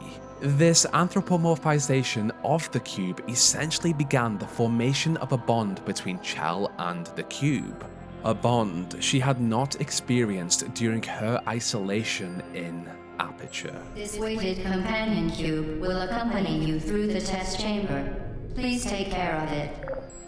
With these clear instructions, Chell moved forward with the cube and used it to climb over the first obstacle. She even used it as a shield to repel high-energy pellets to survive 2 long claustrophobic hallways. These were simple tests within the chamber. The symptoms most commonly produced by Enrichment Center testing are superstition, perceiving inanimate objects as alive, and hallucinations. The Enrichment Center reminds you that the weighted companion cube will never threaten to stab you and, in fact, cannot speak. This announcement about the superstition that the companion cube could be alive was bizarre, yet it built upon the already established anthropomorphism of the cube. This planted a seed of paranoia about the actual sentience of the companion cube. Was it actually alive? What was happening in this facility? If the cube spoke, was it real? Despite these factors at play, Chell continued on with her companion. It was here that she reached the center of the chamber and the objectives to continue with Test Chamber 17 became clear. There were 3 platforms that required power to activate. For this, 3 power receptors waited for 3 energy pellets to be guided into them. However, in a similar fashion to the previous chamber, Chell also noticed a portion of the wall that had been pushed out, and inside, something that would make her continue to question the reality she had found herself in. It quickly became apparent that this small region was not a part of the test. Even so, it built upon the feelings of isolation, paranoia, and confusion that had been established throughout the previous chambers. Once again, it appeared that someone had lived there briefly and left a warning for anyone who found it. "The cake is a lie" was scrawled multiple times, accompanied by ramblings of hallucinations, images of companion cubes taped onto human bodies, further hints at the cube's sentience. There were also stolen security cameras beneath a depiction of a monstrous camera with the message, "She's watching you." The message of superstition, perceiving inanimate objects as alive, and hallucinations was precisely what the AI had warned about. At this point, one had to question what was real and what could be trusted. Why would the AI system lie?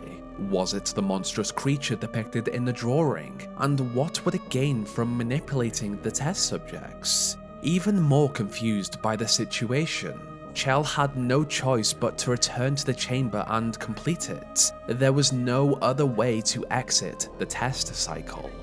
With her portal gun, Chell navigated an energy pellet into a portal and into a receptor, causing one of the platforms to elevate into position.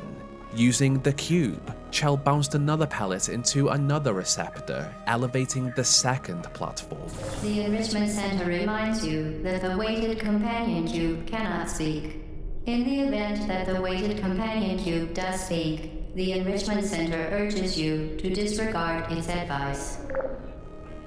Even as she worked to complete the task, the chamber continued to suggest the sentience of the companion cube, and their bond grew stronger. For the final energy receptor, Chell placed the cube on a pressure plate to open one obstacle in front of it. Standing on another plate herself, the subject opened the other obstacle and watched as a high energy pellet guided past them into the receptor. Having completed this task, Chell grabbed her companion cube, and together, they moved towards the next section of the chamber.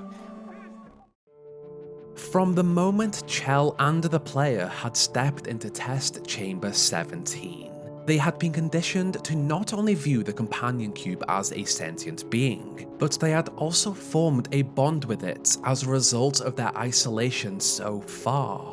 From the AI statements, Chell and the player questioned the reality of what they had encountered and observed. What was the point of these tests? Was the AI evil? Was the cube alive?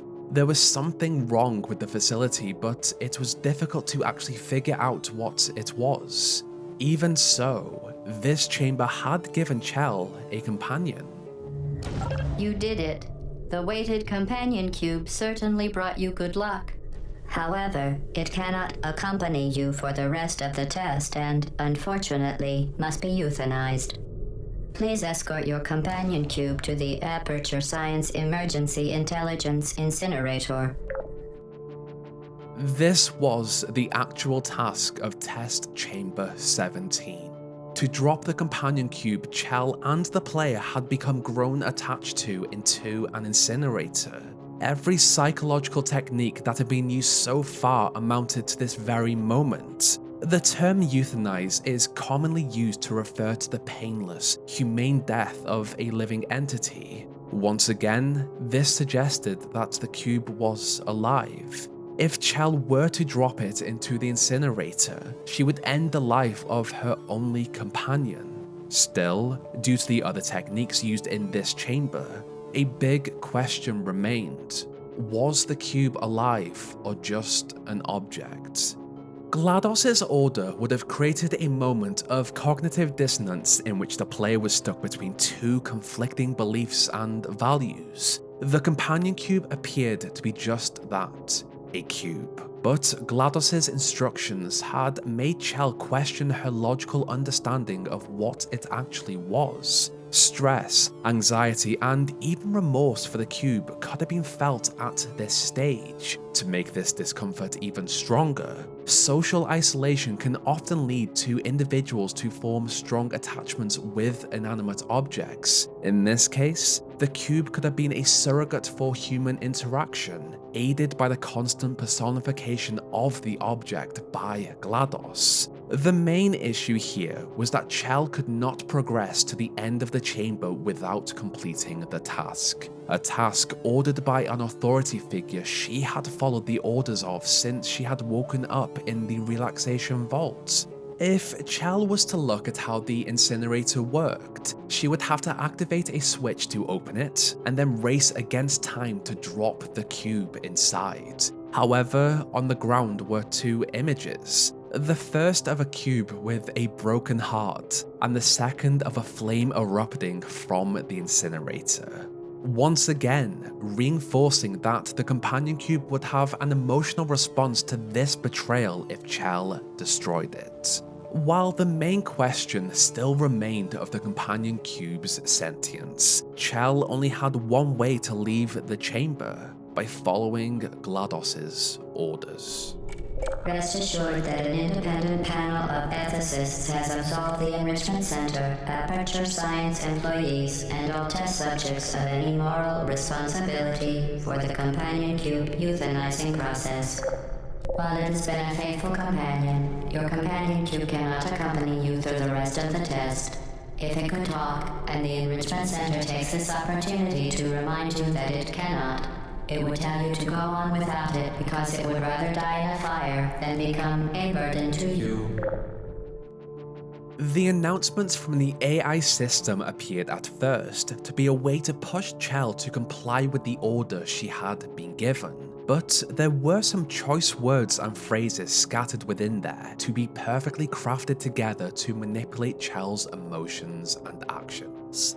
If it could talk, and the Enrichment Center takes the opportunity to remind you that it cannot, created another situation that relied on Chell's empathy, while still denying the cube's sentience. By stating that the cube would want the player to go on without it, also directly contradicted the image of the cube on the floor with a broken heart.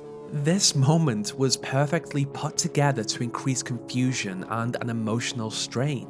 If Chell continued to stand there, unable to bring herself to kill the companion cube, GLaDOS would continue to repeat information and instructions on a loop. Testing cannot continue until your companion cube has been incinerated. Although the euthanizing process is remarkably painful, 8 out of 10 Aperture Science engineers believe that the companion cube is most likely incapable of feeling much pain. The companion cube cannot continue through the testing. State and local statutory regulations prohibit it from simply remaining here, alone and companionless. You must euthanize it. Destroy your companion cube or the testing cannot continue. This consistent psychological pressure put on the player would have tested their resolve. That was, if they felt anything for the cube and had empathy. Non-compliance was linked to the lack of progression, but progression led to the destruction of the cube that 8 out of 10 Aperture Science engineers believed was most likely incapable of feeling pain. Why was it that the other two believed it did feel pain?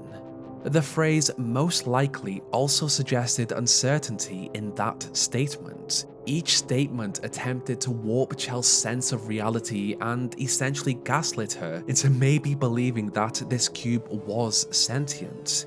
Regardless, eventually, with no other way to leave the chamber, Chel had to comply and, against what she believed to be correct, dropped her companion cube into the incinerator. You euthanized your faithful companion cube more quickly than any test subject on record. Congratulations. If the player was already feeling guilt about the destruction of their cube, this statement would have amplified it immensely. And from GLaDOS' statement, Chel's companion cube was not the only one. The test subject was just a monster for euthanizing it in record time. Test Chamber 17 offered a multifaceted and complex scenario for the player to navigate, following an already uneasy exploration of the previous chambers. On a first playthrough, the player was completely unaware of what to expect. Through emotional manipulation, conditioning, and an ethical dilemma, the player was tested and stressed, not through the actual chamber itself, but through their connection to the companion cube.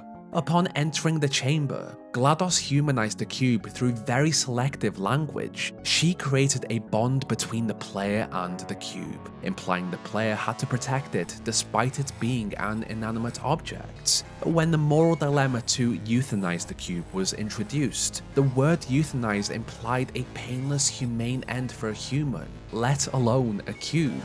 This was yet another way to manipulate Chel and the player's perception of what the cube actually was, inducing stress in an otherwise non-stressful situation. As the guiding voice through the Aperture Science Enrichment Center, GLaDOS essentially created an environment of helplessness. Only by cooperating with the AI's instructions could Chel progress. Consequently, the command to incinerate the cube, despite objections, was a losing battle. In this scenario, GLaDOS was the only voice of authority in the chamber. Chel's isolation for hours in an empty facility with only the voice of GLaDOS to guide her had also had a significant impact. The companion cube acted as her only companion in this place, and the decision to destroy it was psychologically tormenting. In GLaDOS' final push, she relentlessly instructed the player to follow her commands, leaving no alternative. Despite an emotional conflict, there was only one choice to make. Having successfully pressured the player to incinerate the companion cube, GLaDOS' sadism emerged. She congratulated the player for killing it faster than any other test subject, a tactic designed to make them feel worse about the situation and to enhance GLaDOS' control over the player. That is why this is a memorable chamber. Okay, so I told the previous chapters of this video as a first-time player of Portal without the knowledge that GLaDOS had actually taken over Aperture Science after the murder of the personnel with neurotoxin. The feeling of unease was perfectly added to the cocktail of emotional manipulation GLaDOS formed in Test Chamber 17. I wish I could experience Portal for the first time again before the reveal. As for the idea that the companion cube was alive, I am still unsure. GLaDOS always added a little bit of truth in her lies, but her ultimate aim was to manipulate the player and make them question their reality. It gave her a kick as the completion of test chambers scratched that itch she had. The idea that the companion cubes were alive spawned from this chamber, but it was also explored in the Ratman comic released in preparation for Portal 2, set before, during and after the events of Portal. The dens Chel found were Ratmans, a scientist who had survived GLaDOS' purge of the facility and was hunted by the robot. Doug suffered with schizophrenia, and as a result, he also humanized a companion cube as it traveled across Aperture with him. The only difference here was that the cube actually spoke to him. In Ratman's case, the cube spoke when he stopped taking his medication, and it became his source of reasoning to help him survive. As for why they would be alive, there is the belief that GLaDOS put the bodies, dead or alive, of the Aperture scientists inside them. They became a part of the tests they had created. A theory, but a cool, morbid one. At the end of Portal 2, many years later, when Chell eventually escaped Aperture, her cube was given back to her by GLaDOS. It managed to mostly survive the incinerator, regardless of whether it was alive or not. At least Chell was reunited with it. Test Chamber 17 was an impressive level that leveraged emotional manipulation, ethical dilemmas, isolation, cognitive dissonance, and authority to create a deeply impactful psychological experience. An experience that enhanced the narrative and displayed to us, the player, that something was wrong. Because of it, Test Chamber 17 is one of the most memorable chambers in the entire game. That, or I have just made a 20-minute plus video about my regret of destroying the companion cube in my childhood, and it has never quite left me. If this was how impactful just one of the chambers was, imagine how interesting some of the other chambers are. Here, we explore what we know behind the lore and story of the Strider in Half-Life. Way before the Combine subjected humanity to their cruel treatment, they discovered many other planets out there in the infinite multiverse, each home to their own life. One of these planets was the home of a species we now know as the Strider. Not a lot is known about them in their natural state, how they lived, how they communicated, or how sentient they were. What we do know, however, is that they were completely different to the creatures that arrived as a part of a combined army on planet Earth in the early 2000s. Similar to that of an arthropod-like creature, the Striders had a strong exoskeleton, perfect to protect them from incoming fire.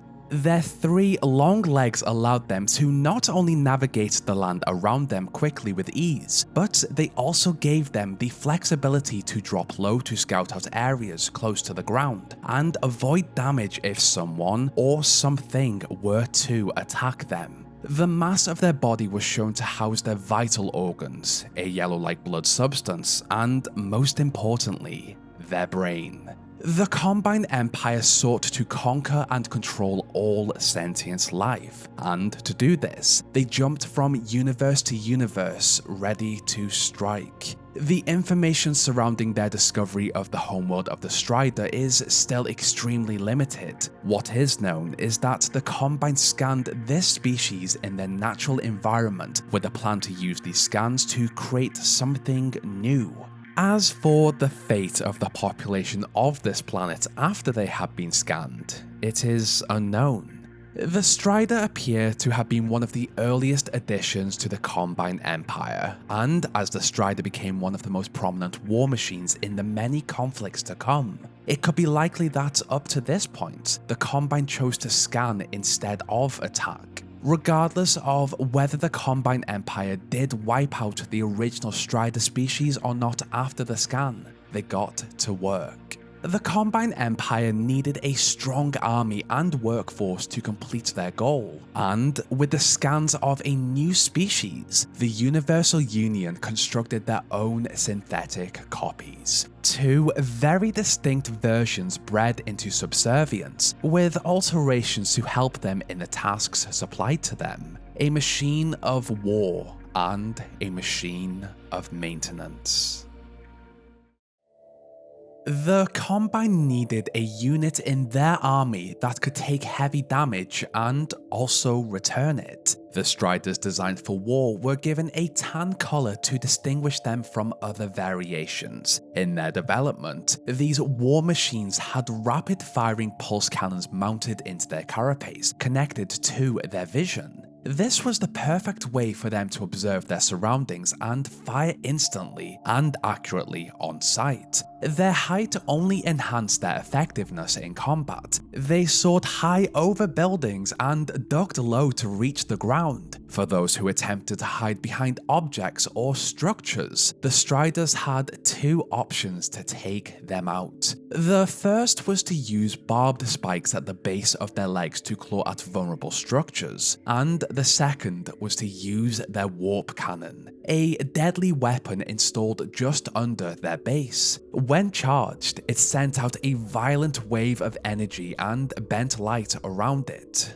The Striders were tall and often missed some of their enemies around them. The Combine were aware of this, and after their invasion of Earth, they discovered a solution.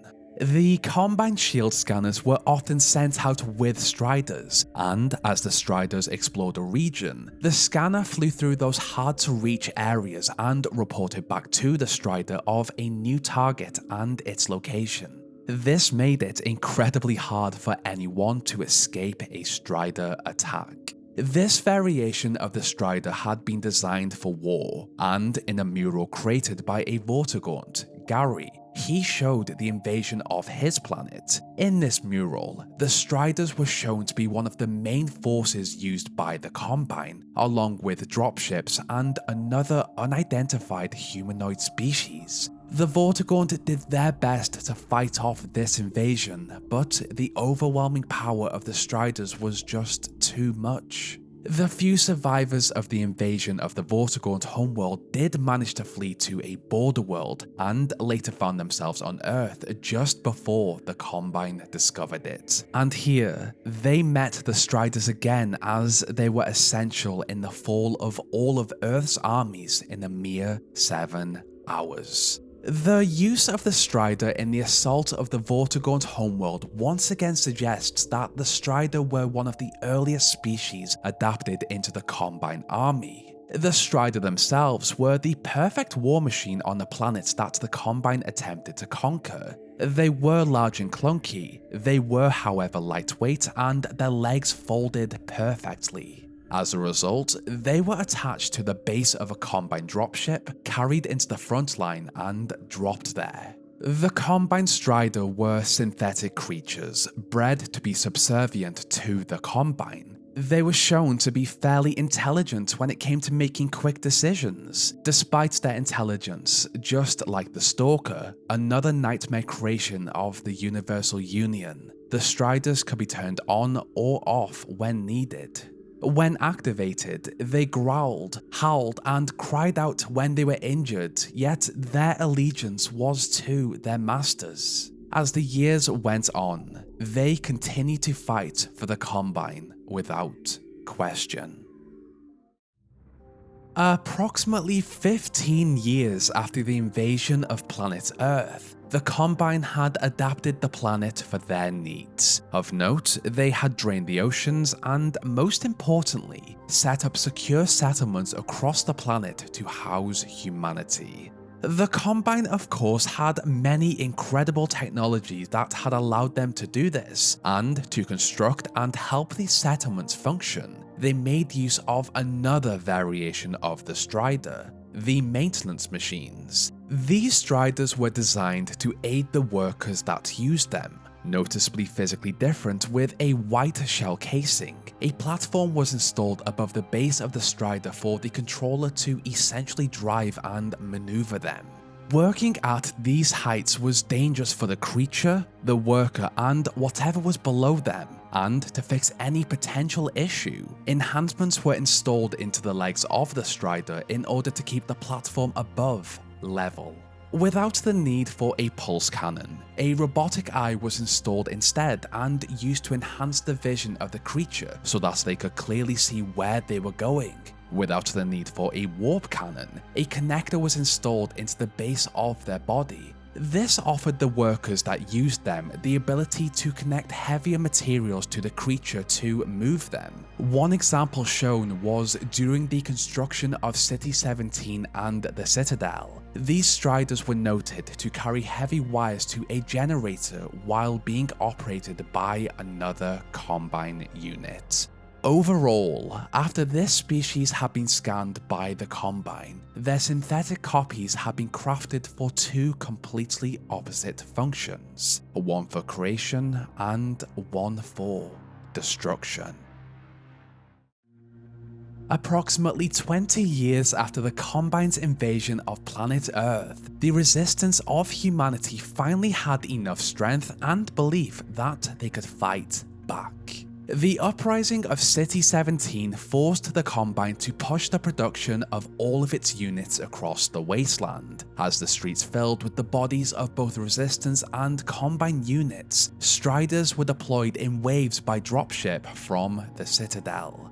The Resistance feared the Combine Strider, and they quickly learned that the weakest spot of the creature was its head. To take them down before their pulse or warp cannons could take them out, RPGs were deployed to the humans that could use them. The Striders were smart and did their best to avoid these missiles, yet the Resistance were determined to take back their planet, and one by one, many of the Striders fell.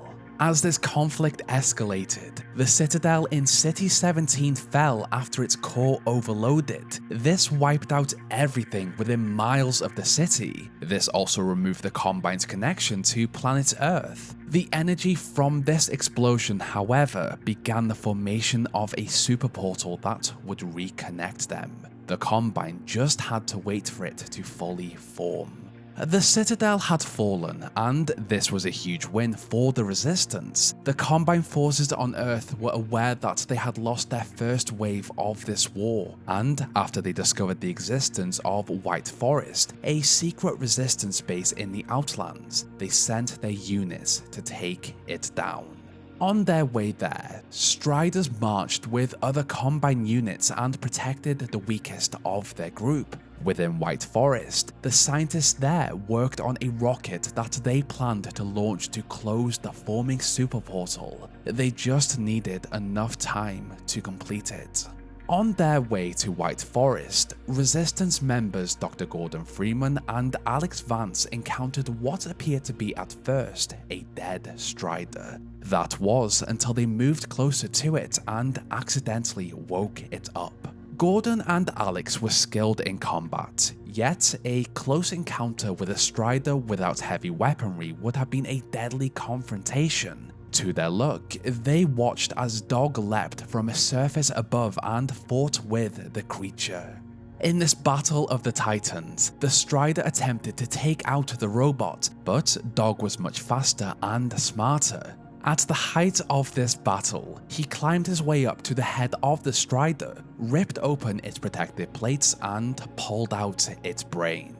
As the Combine units moved closer to White Forest, they were told of their orders. The Resistance would attempt to launch a rocket. All they had to do was stop this launch. Among the Striders were hunters, stealthy, deadly creatures skilled in combat. Interestingly enough, these hunters strongly resembled the Strider, just on a smaller scale. It could be highly likely that the hunters also came from the same planet as the Strider, or that the Combine used their scans of what the Strider originally were and adapted them into a smaller, more aggressive variation. Also of note, the entity name of the hunter in episode 1 was NPC Mini Strider. It was however named NPC Hunter in episode 2 and later NPC Furniture in a 2010 update for episode 1. The fact that it was named Mini Strider was either an easy way to describe the creature or a great suggestion of where it came from. I choose to believe that is where it came from. Within White Forest, the team here were aware that the Combine would not let them launch the rocket without a fight. Striders were their strongest force, and Dr. Arnie Magnuson, the leader of this base, had a solution to take them down. Dubbed the Magnuson device or Strider Buster, this bomb was very simple to use. All the user had to do was launch it at a Strider, and once stuck to the central structure of the creature, one shot from a gun would blow it up, and with it, destroy the Strider. Magnuson was proud of this device, and as Striders and Hunters breached the perimeter of White Forest, he asked Dr. Gordon Freeman to use them to destroy the Striders and give the Resistance enough time to finish the rocket. As the Battle of White Forest commenced, Gordon fought alongside Resistance soldiers as Striders and Hunters marched towards the silo of the rocket. The Striders had once been incredible war machines that had conquered worlds, destroyed many Resistance bases, and killed their members. Yet, with the Strider Buster, Gordon took them out with ease, one by one.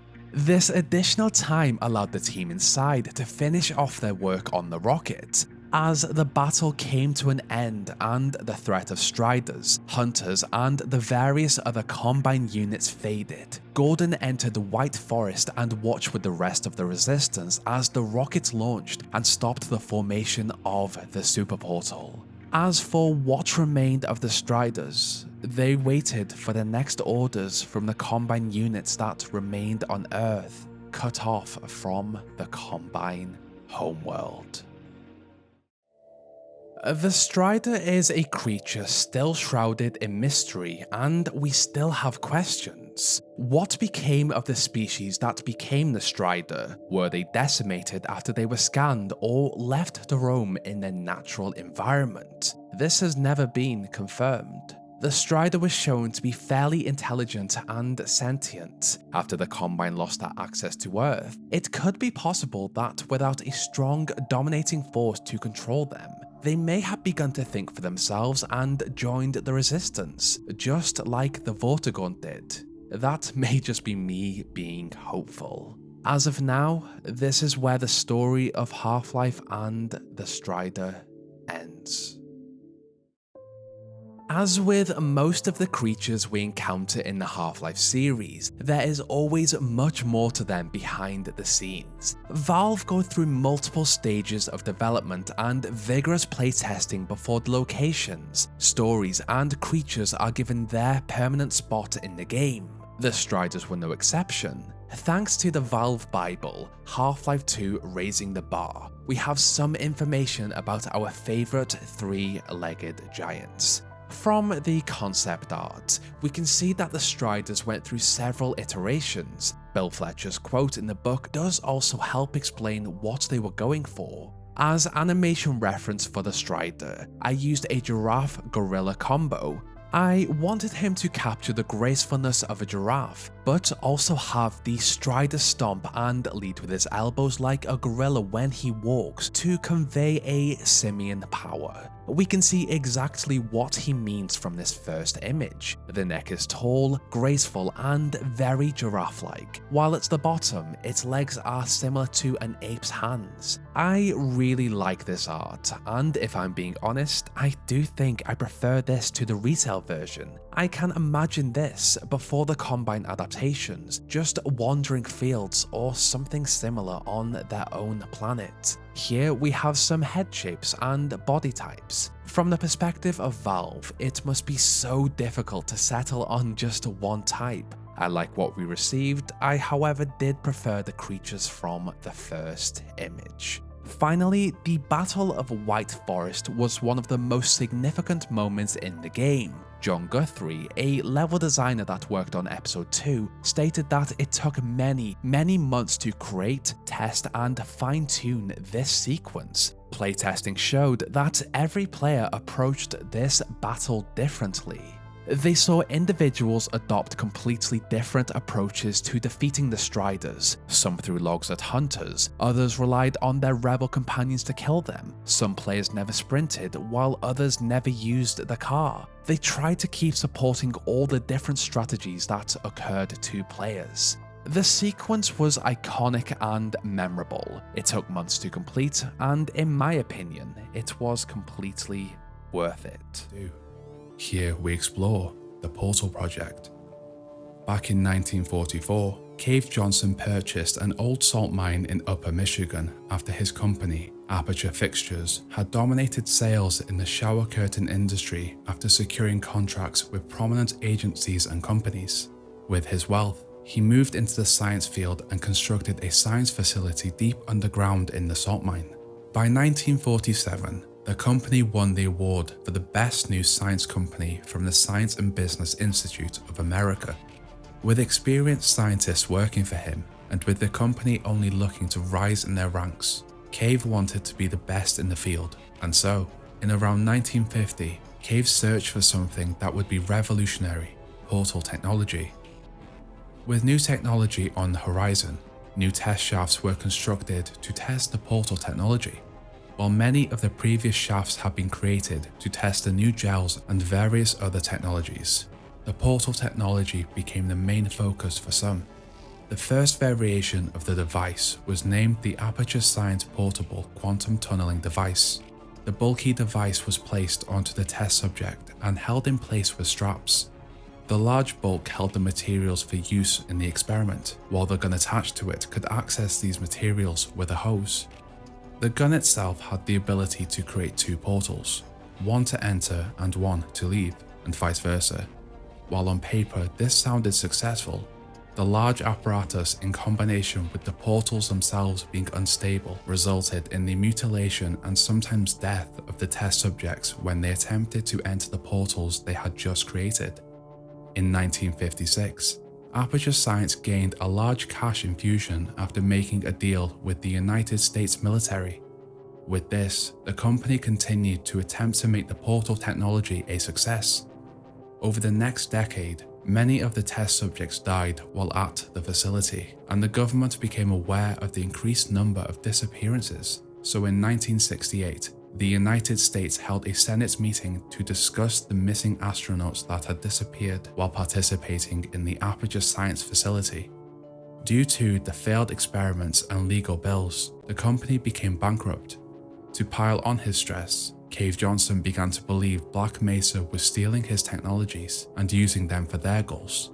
Now into the 70s, Cave purchased roughly $70 million worth of moonrock, desperate to discover if the new material would aid in his scientific endeavors. Through trial and experiment, he discovered that when ground up and turned into a gel, the gel worked perfectly as a conductor to stabilize the portals created from the Aperture Science Portable Quantum Tunneling Device. With the portals now accessible to use without injuring the test subjects, he now had to manufacture the device itself to be more accessible for the test subjects to use.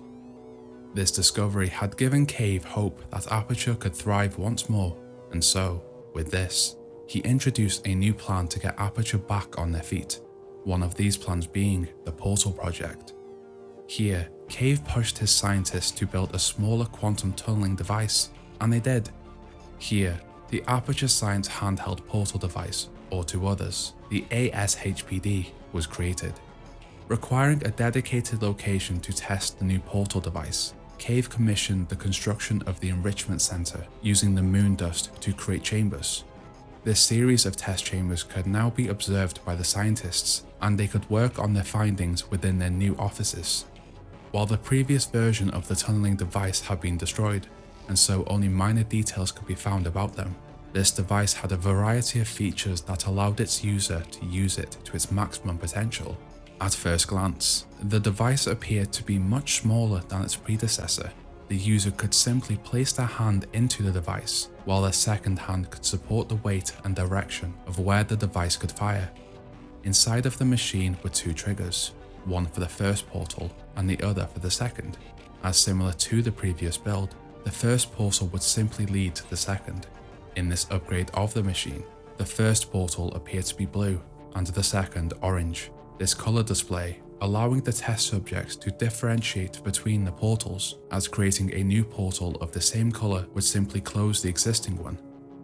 In addition to this, to aid the test subjects, the base of the gun glowed the color of the last portal created.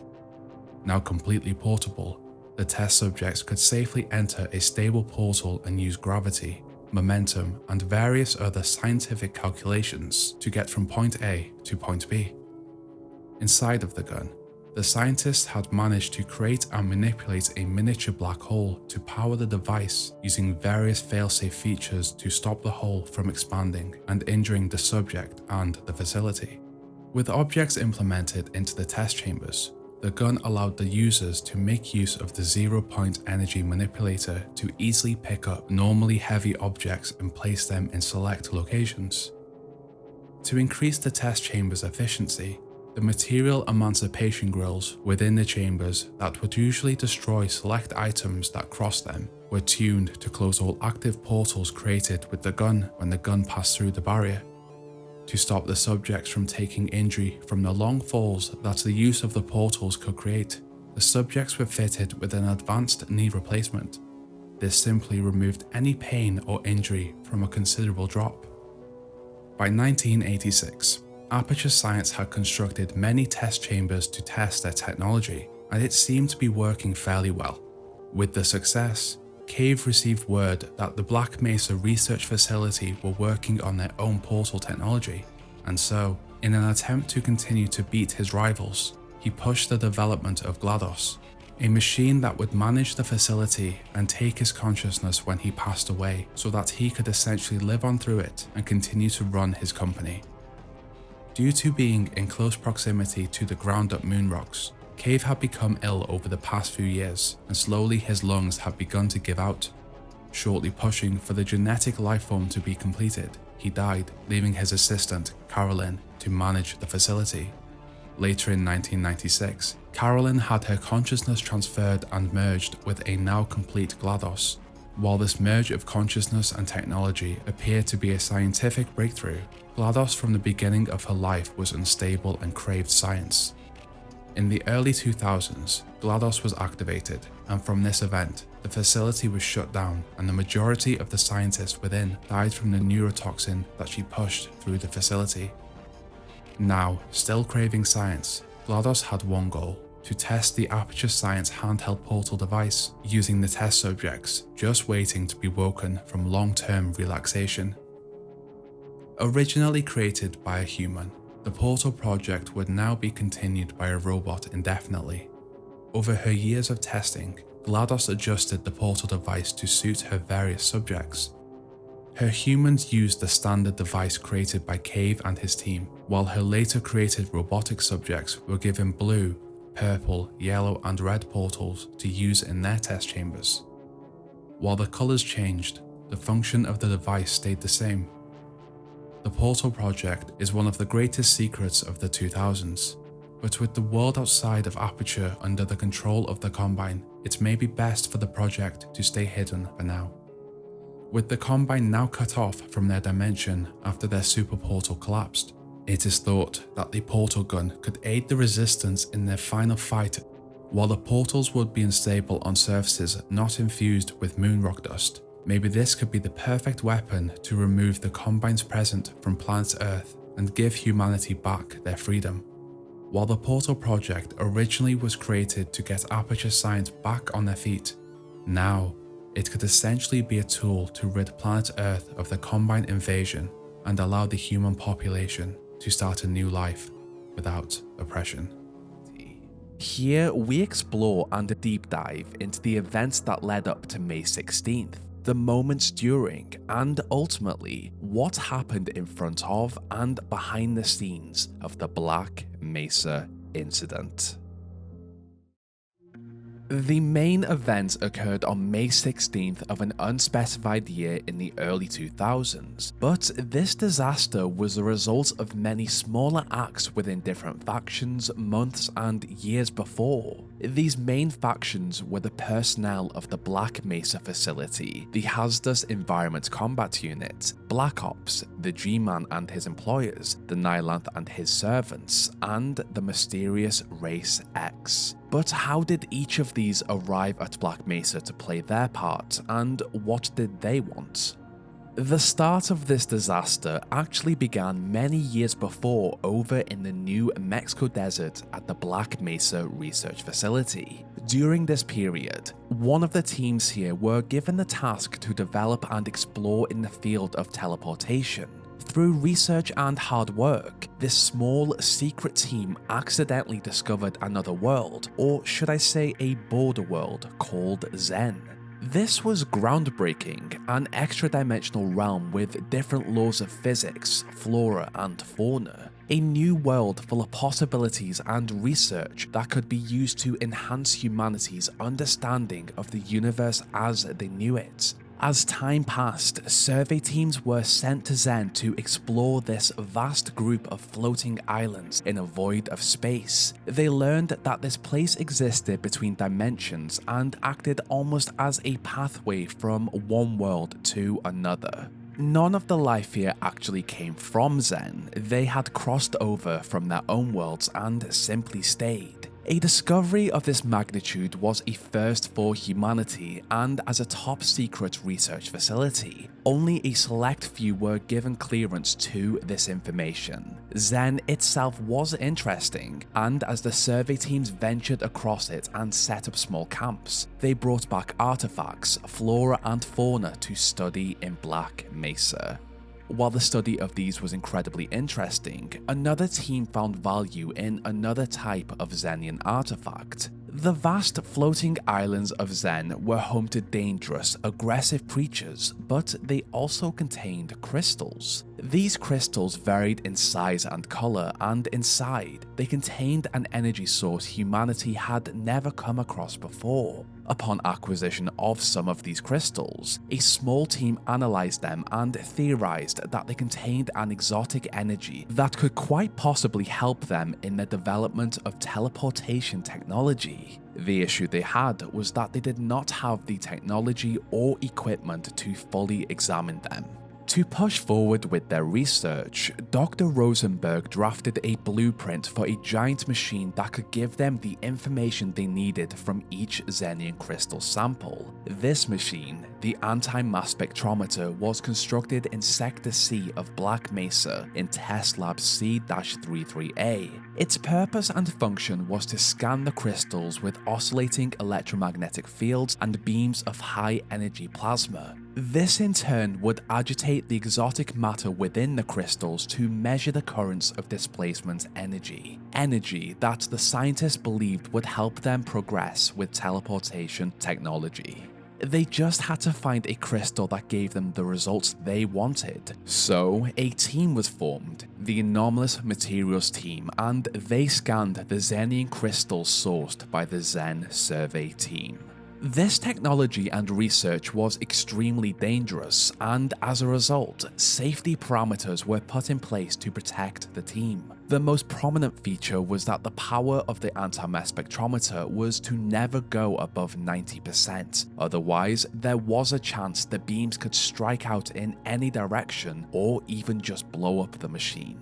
The discovery of Xen, its crystals, and the creation of the anti-mass spectrometer were essential pieces of the puzzle to the eventual disaster. However, more was happening behind the scenes in secret.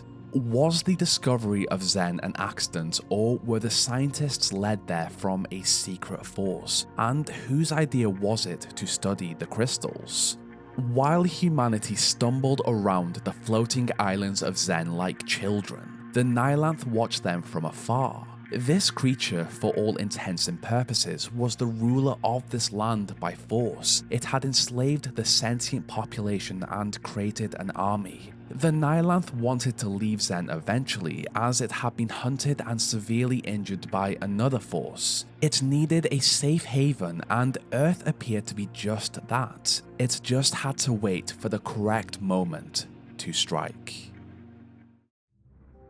Across Earth, within important locations and facilities, a man, or what appeared to be a man, appeared frequently. Known only as the G-Man or Government Man to others, this person triggered events and pushed the pieces of the puzzle together to start the Resonance Cascade. His appearance could have simply been a coincidence in the events leading up to May 16th, or he could have known exactly what was going to happen. It is unknown if he was human or something else. His glowing eyes and odd speech patterns suggest he may have only imitated a human in order to fit in with the species, but that is only a theory, and there are many of them, the Shu-Ulathoi being the most popular. The G-Man is now known to be a being of great power, whether through natural ability or from a device in his briefcase. Although labeled a powerful entity, he still worked for a higher, unknown power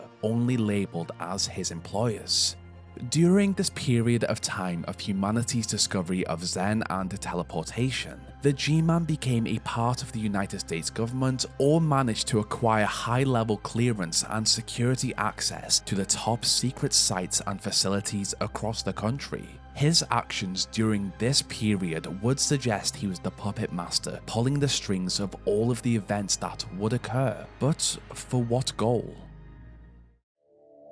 Now entering May, while Black Mesa continued their exploration and experimentation of Zen and the crystals out in the Santiago military base in Arizona, a young Marine, Corporal Adrian Shepard, was placed at the top of the advanced training list. This action had been committed by someone, but as of now, no one knows who placed him there. Someone wanted him to be trained fast for a very specific mission.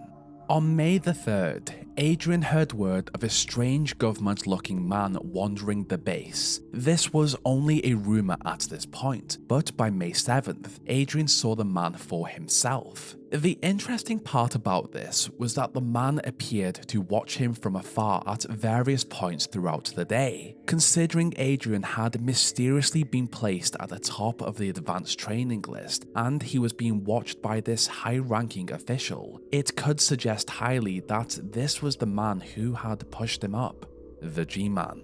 On May the 9th, Adrian and the rest of the Marines conducted their regular tiring drills. The appearance of the G-Man had sparked rumor of an upcoming mission, and this was confirmed to the Marines shortly after. They were told that they were being trained for a mission, and that they had just 1 week to become experts at indoor strategic combat. This was exactly 1 week before the Black Mesa incident. The most interesting part about this was that the training they were receiving was not typically taught at a boot camp. This moment signified that the event to come was planned. They had begun training for a devastating freak accident that had not happened yet. Therefore, the G-Man had not only arrived at Santiago and pulled strings to push Adrian up the advanced training list, but his arrival also suggested that he had hired a team with specific training for an event that was yet to occur. But why did they need to be at Black Mesa when disaster struck? On May 11th, over in the Black Mesa Research Facility, a new crystal sample, GG-3883, was delivered to the facility by hand. Interestingly enough, this was different as it was reportedly brought in by the government man. As usual, before a crystal could be placed into the anti-mass spectrometer for deep analysis, it was given to a research associate to see if it was a viable candidate. Alongside the sample, Dr. Colette Green was given a memo that stated that the supervision team were particularly interested in this newly acquired mineral sample.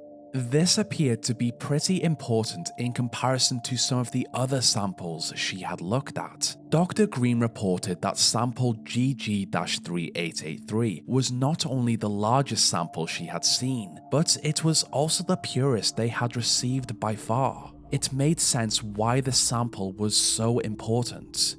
Despite the fact that the anomalous materials team already had a crystal scheduled for their next scan, they were told that they had to replace it and push the priority of this new one. So, sample EP-0021 was replaced with sample GG-3883 for the upcoming scan on May 16th.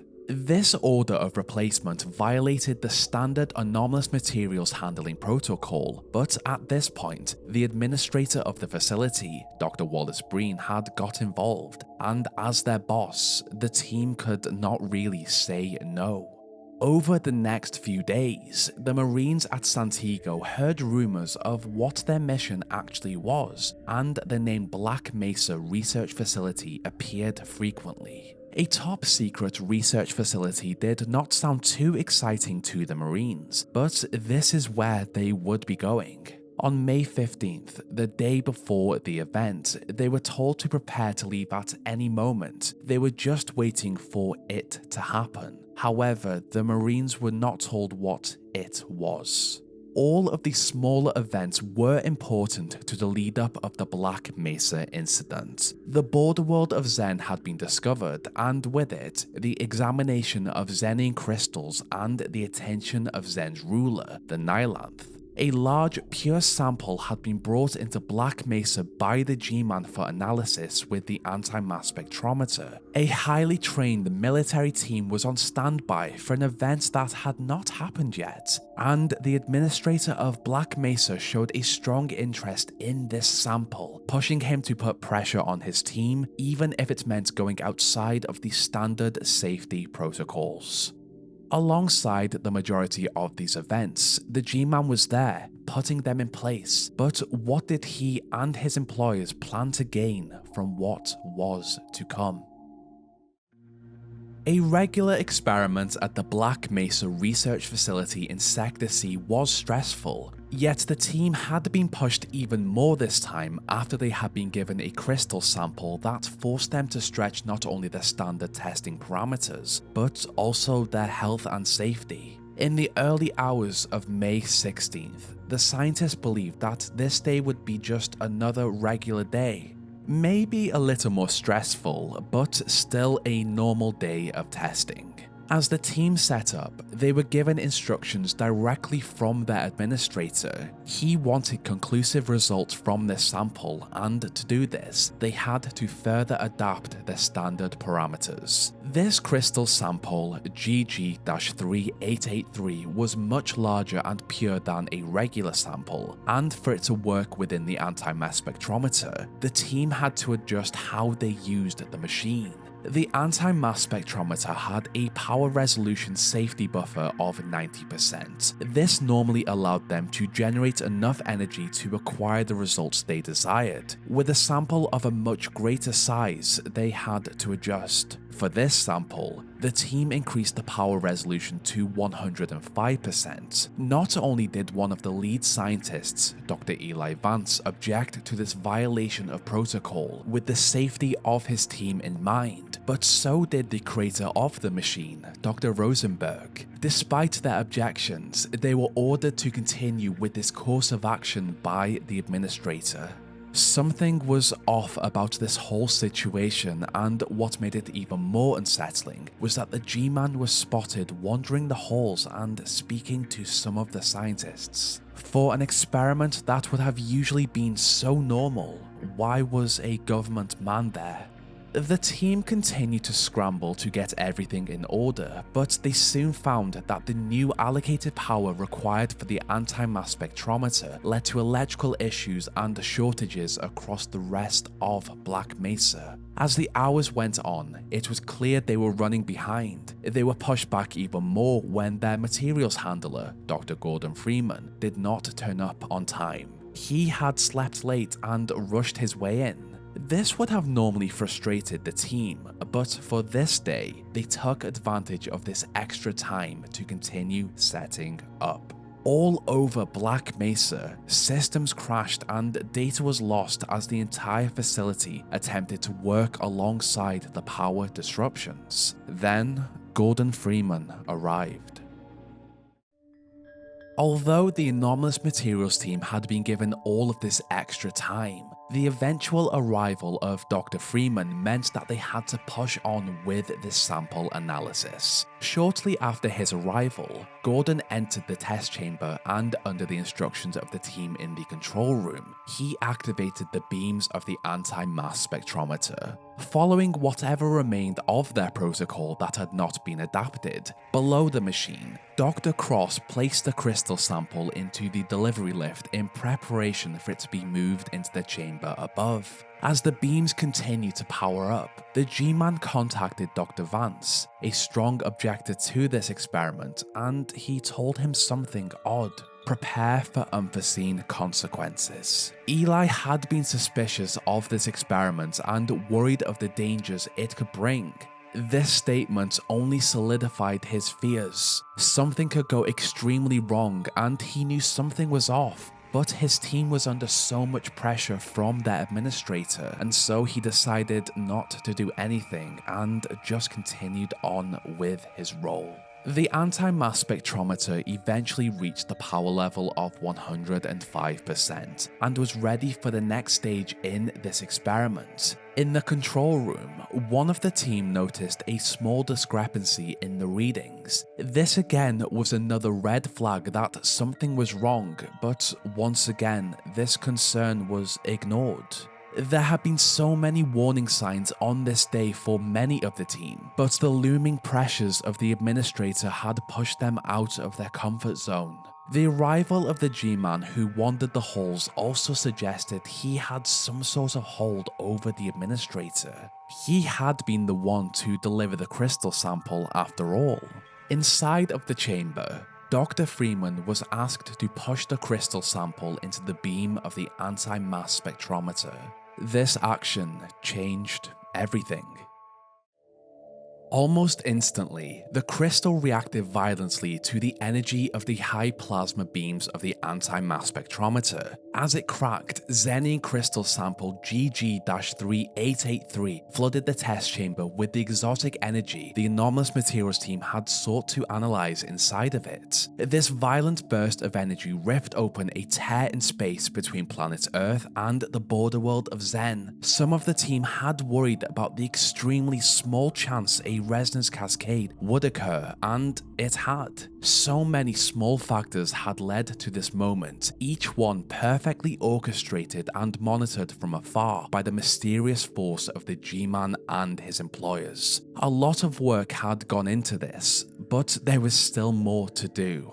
The Resonance Cascade had connected Earth to Xen, and this is the moment the Nylanth had waited for. With this rare opportunity, it ordered its servants to travel through the rift and claim the planet for it, alongside the standard Vortigaunt and Grunt under the control of the Nylanth. The wildlife and plant life of Xen also found themselves teleported into Black Mesa. Scared and unaware of their surroundings, they attacked on sight. The once prosperous halls of Black Mesa that allowed the great minds here to explore the various different branches of science fell into chaos as the Xenian invaders attacked anything they saw. The scientists, for the most part, had no combat experience and were unable to defend themselves. However, there was one person that appeared to thrive in this environment: Dr. Gordon Freeman. The following hours led to mass casualties across the facility, and it appeared his plan had been successful so far. There were still factors at play, so the G-Man watched from afar as some members of Black Mesa started their journey through the facility. He made his way to the daughter of Eli Vance, Alyx, and took her out of harm's way. He also watched over Dr. Gordon Freeman, Barney Calhoun, Gina Cross, and Colette Green. These people had important roles to play in how this disaster played out, and he had to be ready just in case they changed the course of the plan. Gordon and Barney made their way through the facility separately in an attempt to seek out help for those below, as Gina Cross and Colette Green managed to send out a distress call. This call was heard by the units at the Santiago military base. This was what they had been waiting for and trained for a whole week before it had even occurred. It had happened, and just as quickly as the call had been received, they boarded Ospreys and began their journey to the facility. They would not be told what their orders were until they arrived. Eventually, the HECU made it to the New Mexico desert, and upon arrival, they received heavy resistance from Xenian forces, even to the point in which at least 2 of their Ospreys were shot down. For those who survived and arrived at the landing zone, they were finally given their orders: silence any witness to this disaster. At this point, Black Mesa was essentially overrun by Xenian forces, so everyone inside was a witness and therefore a target. The various people across Black Mesa attempted to reverse the Resonance Cascade, but their attempts failed. A satellite was even launched to close the rift, but the Nylanth was an extremely powerful force and it kept it open. From afar, the G-Man watched as Gordon became a strong force against the antagonists of Black Mesa. He not only took out the headcrabs, barnacles, vortigaunt, and various other alien forces, but he also took out the Marines who at first underestimated the scientist. Within the Lambda complex, the team there, shortly joined later by Gordon Freeman, determined that they would have to close the rift and stop the Resonance Cascade from the other side, in Xen. The HECU soon discovered that this was a losing battle and decided to pull out. During this moment, Adrian Shepard woke up. He had been in one of the Ospreys that had fallen. In this chaos, completely unaware of what his orders were or what had happened here, he ventured through Black Mesa. Corporal Adrian Shepard, just like Gordon, showed the incredible ability to survive in an impossible situation. It is likely the G-Man knew he would perform well here. He was very likely the person who had pushed him to the top of the advanced training list to be here. This situation was getting out of hand, and another team was sent in to not only clean up the ever-growing Black Mesa incident, but also the original cleanup crew who had been sent in but had failed. These Black Ops were deadly and attempted to kill everything in sight. It was clear Black Mesa was unsalvageable, and there was only one way to clean up this mess: a thermonuclear device. To escape this mess, Adrian traveled across Black Mesa in search of the evacuation point. However, upon arrival, the G-Man got in his way. He locked the hangar doors Adrian needed to pass through to board the Osprey. The G-Man had other plans for him, and he would not be able to escape this disaster so easily. Now,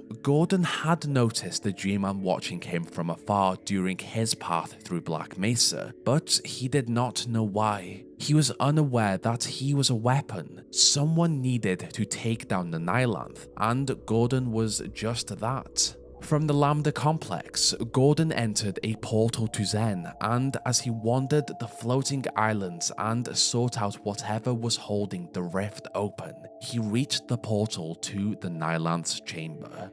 The key players at this point were exactly where they needed to be. The Nylanth was on Xen with Gordon. The G-Man was on Earth in the Black Mesa facility with Adrian. The HECU had evacuated, and the Black Ops silenced everything they saw and prepared to destroy the entire facility. Deep inside of Black Mesa, Adrian discovered a new race of creatures, known only as Race X. It appeared these had a similar plan to the Nylanth, to conquer Earth and take it for themselves. As of now, it is unknown if they were Xenian or had simply used Xen as a gateway to enter Earth from their planet, but Adrian fought his way through them. These played only a small role in this disaster and were likely an unavoidable side effect of a grander plan. Within a parking garage, Adrian came across the thermonuclear device that the Black Ops intended to use to destroy the entire facility. Sure enough, with his safety and the others around him in mind, Adrian took out the Black Ops who armed and guarded it, and then deactivated it. Despite Adrian's best intentions, the G-Man made his way to the bomb and rearmed it. A greater plan was in play, and this odd man appeared to be all over the facility at the exact moment he needed to do something. He was always there, always watching, always prepared to put the plan back on track when someone changed an important factor.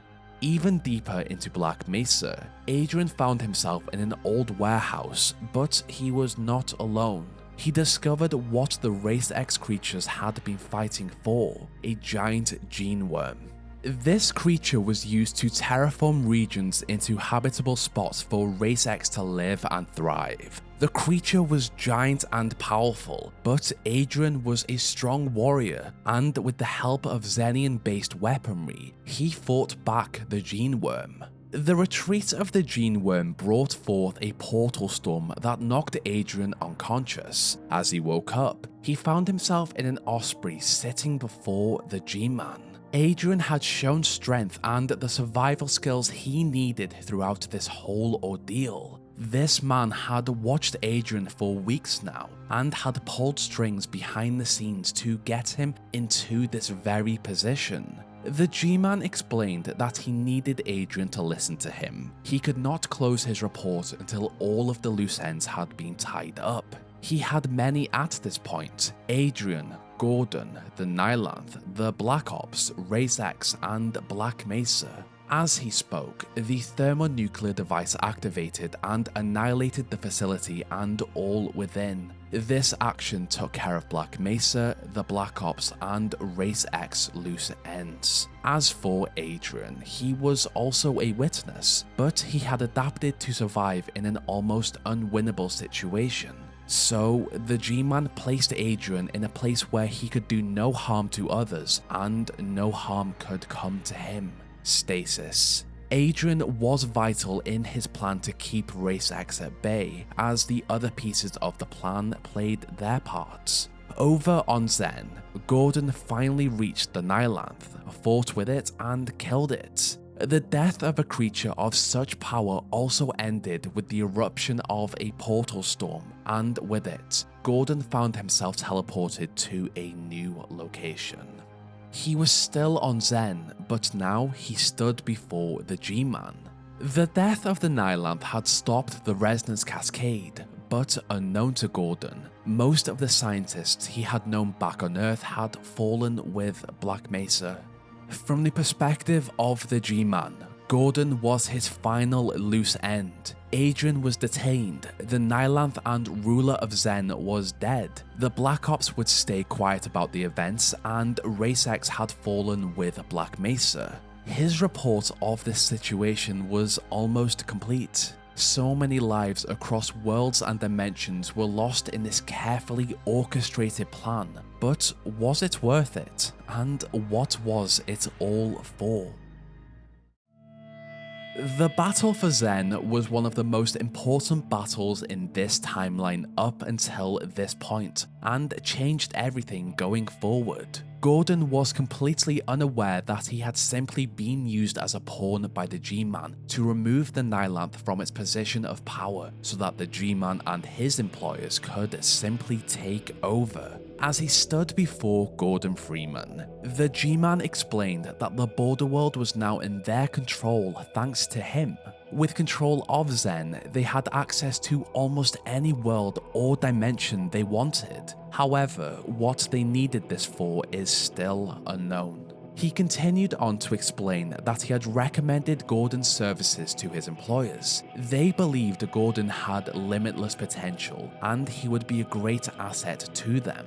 From here, the G-Man gave Gordon the illusion of choice in this matter. Step into a green portal to be stored for a future war, or enter a fight he had no chance of winning. Gordon of course chose to enter the portal and upon doing so, tied up the final loose end of the Black Mesa incident. And finally, the G-Man could write up his report. All of these smaller pieces had come together, and with some manipulation and direct intervention in the events that occurred on May 16th, the G-Man and his employers had acquired the border world of Zen for themselves. This long, complicated mission had been a success. There is always the chance that this disaster was completely random and could have been avoided, but with all of the moments that had occurred before and during the incident, as well as the appearance of the G-Man during many of the pivotal events, it is highly likely that the G-Man and his employers did orchestrate the Black Mesa incident. What came next may not have been the arrival of the Combine Empire, but that is a story for another day. Many people lost their lives on May 16th of an unspecified year in the early 2000s. From what was estimated to be hundreds of employees at just Black Mesa, only 10 of these were confirmed to have escaped or were discovered alive later. Walter Bennett, Wallace Breen, Barney Calhoun, Isaac Kleiner, Arnie Magnuson, Dr. Rosenberg, Dr. Simmons, Gordon Freeman, Alyx Vance, and her father, Dr. Eli Vance. These were just the Black Mesa personnel casualties. Countless Xenian creatures, Race X, Black Ops, and HECU also perished. Countless lives were taken in the process to control a border world, but was it worth it? The Black Mesa incident, the catalyst, or the Resonance Cascade, was very likely a highly planned event orchestrated by the G-Man and his employers to take control of Xen. Despite all of the events that occurred following the Resonance Cascade, what is known is that these mysterious puppet masters appear to remain in control of Xen. But even now, we do not know what they used this border world's vast capabilities for. Maybe another story behind the scenes that we have not witnessed yet, or maybe they did not find a use there at all, which begs the question again. Was the acquisition of Xen worth all of the lives lost during the battle, and the subsequent lives taken as a side effect of messing with the universe in such a grand scale? This quote was taken from Nylanth by Mark Laidlaw, a post on his blog which he believed was used for promotional purposes and really changes the way I at least viewed the events of May 16th. Teleportation is only the first of many new empowerments for humanity. Greater surprises await us as we begin to plumb the depths of the universe, finding in Xen the gateways to all the other worlds, for Xen is the way station, essential to all travels that take us out of this universe and into the next. Whoever controls Xen controls all the worlds, and the battle of Xen is just beginning. It will rage on Earth, it will rage on Xen, it will consume entire realities before it ends. Is that battle still active now, 20 years later? Are the Combine yet another puppet in a great plan for universal domination? Or is this just an outdated quote that no longer has relevance in the Half-Life timeline? Regardless, May 16th of an unspecified year in the early 2000s was one of the most important dates in human history. Sadly, a date that brought only chaos, death, fear, and tragedy to the human species for at least the next 2 decades to come. In this video, we explore Valve's lost website, aperturescience.com. On October 10th, 2007, Portal was released, a groundbreaking game that would become one of Valve's most iconic properties. The game essentially had the player explore a seemingly abandoned science facility with the use of a portal gun to solve puzzles. Upon exploration of the test chambers, the player discovered dens with murals and ramblings, which gave them the impression that something was off. As we know, the sentient robot, GLaDOS, had murdered the entire facility with neurotoxin, which in turn led us to play as Chell in the hopes to take down GLaDOS and escape the Aperture Science facility. As I said, this game was impressive and the Portal technology was groundbreaking. It still holds up to this day. An updated version, Portal with RTX, was even released only a couple of weeks ago. For the fans who wanted to explore the game even more, they dug a little deeper on the internet and some discovered that the fictional Aperture Science company had a very real website, aperturescience.com. aperturelaboratories.com also worked. Although launched in 2006, most players discovered the website after the release of the game. Upon access to the site, 2 things greeted the player. The first, a command line with a blinking green square, and below, a flash file of a video. It appeared that this website was designed to come across as an employee and applicant online portal for the fictional company to log into.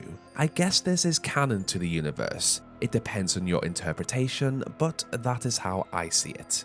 We'll start with the video file. In the bottom right, it tells us that this is a video feed from Holiday Vault 07. The 07 clearly a reference to 2007, which is when this version of the website was accessible. This was likely a test of some sort, as we can see the portable surfaces in the background that we used in our playthrough of Portal. Essentially, this video feed appears to be a security camera that pans from side to side of the vault and shows off a ton of Easter eggs from Valve's games. We have supply crates from Half-Life 2, a sentry turret, the cake, a companion cube wearing a Santa hat, 3 stockings over the fire, each stocking displaying a logo from the orange box, Half-Life, Portal and Team Fortress. Below them is Gordon's crowbar. Above the fireplace is our favourite gnome, Gnome Chomsky, and at the side of him is a sign from the test chamber, but it has been Santified. Moving towards the tree, we have presents and the characters from Team Fortress 2 hanging as ornaments. At the end of the loop of the video, the words "Happy Holiday Name Here" are shown. As all of this happens, a choir performs a festive version of Portal's iconic ending track, Still Alive. It is very festive and a nice reward for players that showed the initiative to do some extra research into Portal after they finished it. There is also another version of this video that has Gnome Chomsky move from the fireplace and look directly into the camera.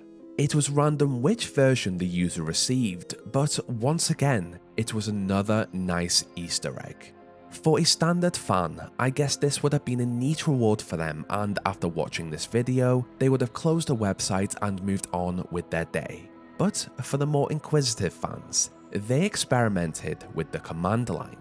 Although the website did not give the player the command prompts they needed to explore the system, it did help them if they got close. The command help did not help the user as it usually would. Instead, it offered to send the crisis team. This made sense if the website was for Aperture employees or applicants to access the system. The team would have presumably been sent somewhere in Aperture that required their assistance. To log on and access the rest of the system, the player could use the logon, login, or user commands. For this, any username could be used as long as it was more than 2 characters. For the password, this was always set to either Portal or Portals. The user had to guess this, but considering that Portal was the name of the game, it was not that hard to crack. After this, the system booted up and allowed access to various other commands. The command, "The cake is a lie," displayed a security feed of Relaxation Vault 01, the vault that Chell woke up in at the beginning of Portal, and a message that appeared to have been written by an Aperture employee who is or was locked in the facility. This was likely Doug Ratman, a survivor of GLaDOS's Purge and a main character of the Labrat Portal 2 companion comic. When was the last time you left the building? Has anyone left the building lately? I don't know why we're in lockdown. I don't know who's in charge. I did find out a few things, like these terminals don't have to tap out one character at a time, and while we're all working on 20-year-old equipment, somehow they can afford an enrichment center. Check out this security feed. Whatever the hell a relaxation vault is, it doesn't have any doors. I don't think going home is part of our job description anymore. If a supervisor walks by, press return. If this was Doug, then the timeline and his story have been retconned since, or if it was another employee, then it was one we have not been told about. Regardless, they appeared confused about why the facility had been locked down. Having logged into the system, typing help now gave a list of commands: append, attrib, copy, format, erase, and rename. But if used, they all returned with the same error message. Error 15, disk is write protected. Typing dir, catalog, directory, list, ls, or cat gave the user access to whatever was available on this disk. And here, we discover one of the most interesting parts of this system, apply.exe. Apply.exe was accessed by typing apply into the command line, and this pulled up the application form to be a test subject in the Aperture Science Enrichment Center. This test consisted of 50 pages of questions. These questions range from simple ones like, if given a choice, what would you like to be called? Which of the following best describes your pain? Nondescript, shooting, stabbing, burning, prickly, aching, sharp, or dull, to more elaborate questions. Sally, Dwayne, Anthony, David, and Franklin are collectively exactly 10 years apart in age. Sally is 2 years older than David. David's favourite letter is G. Anthony's favourite letter is also G, but Dwayne has no preference, insisting that he likes all the letters equally except for S. What is Franklin's favourite letter? The answer for this question ranged from A to Z. I have no idea what the answer was. Pick your favourite type of cake. Here, 6 different types of cake were listed. Black Forest, the cake used in Portal, was listed as number 7. The answer is clearly 13, cheesecake. That's the best cake. And my favourite question is question 35. If you disappeared tomorrow, would anyone miss you? Yes or no? This question really showcased Aperture's unethical testing procedures and generally how sinister they were. Upon completion of this very large test, the user was given a congratulations and was told to enter their assigned unique identity number, which was displayed at the beginning of the test. Regardless of whether the user typed in the number given to them or if they guessed, the system always stated that the number did not match their assigned unique identity number, and a computer-aided enrichment crisis team was sent to follow up on this matter. This test really was one of the most interesting parts of this system, and I have linked a page to all of the questions in the description for you to explore them too. After leaving the application form, the final notable command was play Portal. This attempted to open a now removed YouTube video. It appears this video was a clip from David Copperfield's Tornado of Fire. I am unsure how this related to Portal, but it was a feature. Looking at this poster, maybe it was because it looks like he's coming out of an orange portal. Finally, the logout, buy, logoff, and valve commands close down the connection to the server and return the user to either their browser homepage or to Steam's homepage. All of this information and insight into the Portal universe would have been extremely rewarding for the players back then. The questions on the application form were almost leading in nature and created a general picture of the type of person they wanted to test for them. Essentially, someone who would not be missed and easily controlled. Aperture Science conducted extremely dangerous experiments, and from the timeline, we know that a lot of test subjects just went missing, and now we know why Aperture got away with it. They selected their subjects well. Up until this point, this was all the players could access, but Valve knew they had a dedicated fanbase that would find another secret layer to ApertureScience.com. As stated earlier, some of the test chambers in Portal had secret regions that allowed us access to the maintenance areas. Doug Ratman formed these as he evaded GLaDOS's attempts to find and murder him. He had a lot of time to kill and wanted to warn future test subjects of GLaDOS's murderous intentions, so he created murals with mad ramblings on the walls. On these murals, an eagle-eyed player may have noticed this: login, C. Johnson, password, tier 3, with trust me scribbled on the side of it. Of course, this was a username and password for the website. This was the account of Cave Johnson, the CEO of Aperture. This account had access to additional functions for the user to explore. One of these was the notes option. After typing notes onto the command line, a page loaded up and told the user of the history of Aperture. Some of this has been retconned, but it's pretty amazing to know that this information existed back in Portal before the second one was released. Pause the video to read the whole thing, but this essentially gave a timeline for Aperture between 1953 and 1996. how Aperture became a shower curtain company that used portals to remove the water from the shower, to how Cave Johnson was exposed to mercury during his attempt to murder each member of the House Naval Appropriation Committee with 7 deadly shower curtains. It is as odd as it sounds. This exposure to mercury left him extremely ill, and alongside this, Aperture began to fail, Cave pushed for the development of GLaDOS, and this document ends with Aperture's Bring Your Daughter to Work Day. This is an extremely interesting read and a goldmine for those interested in the early lore of Portal, before it was slightly adapted to fit the narrative of Portal 2.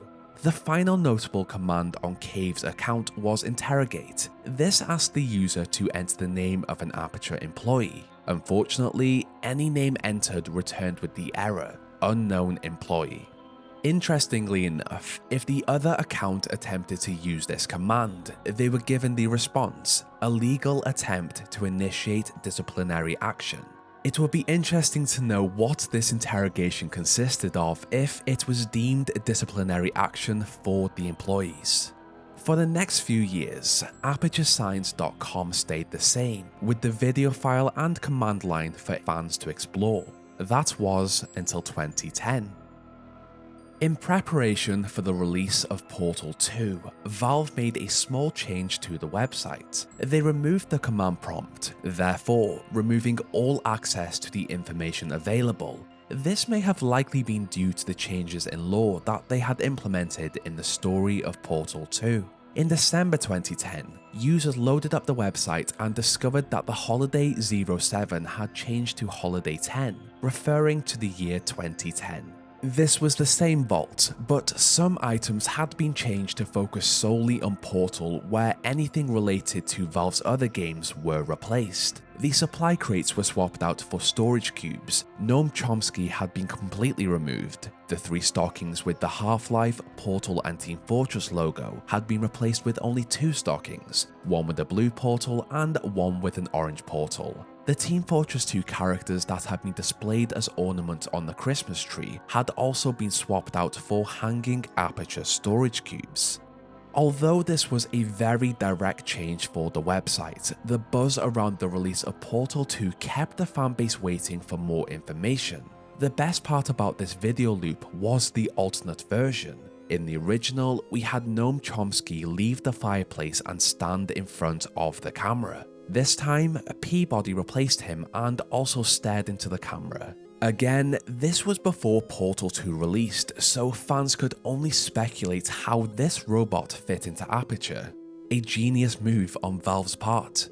Finally, on April the 1st, a potato was placed below the tree to promote the potato sack. The potato sack was a part of Portal 2's second ARG, which I will cover in a future video. It also appears that GLaDOS left a message on this page, however, I cannot find how it was activated. Regardless, it read, "Hello again, I've been waiting a long time for this. I know it's arriving later than expected, but I have a message for you. April Fools. I'm joking. Seriously though, you've been surprisingly competent at generating electrochemical energy to jumpstart the system. But now we need raw computational power to speed up the reboot process."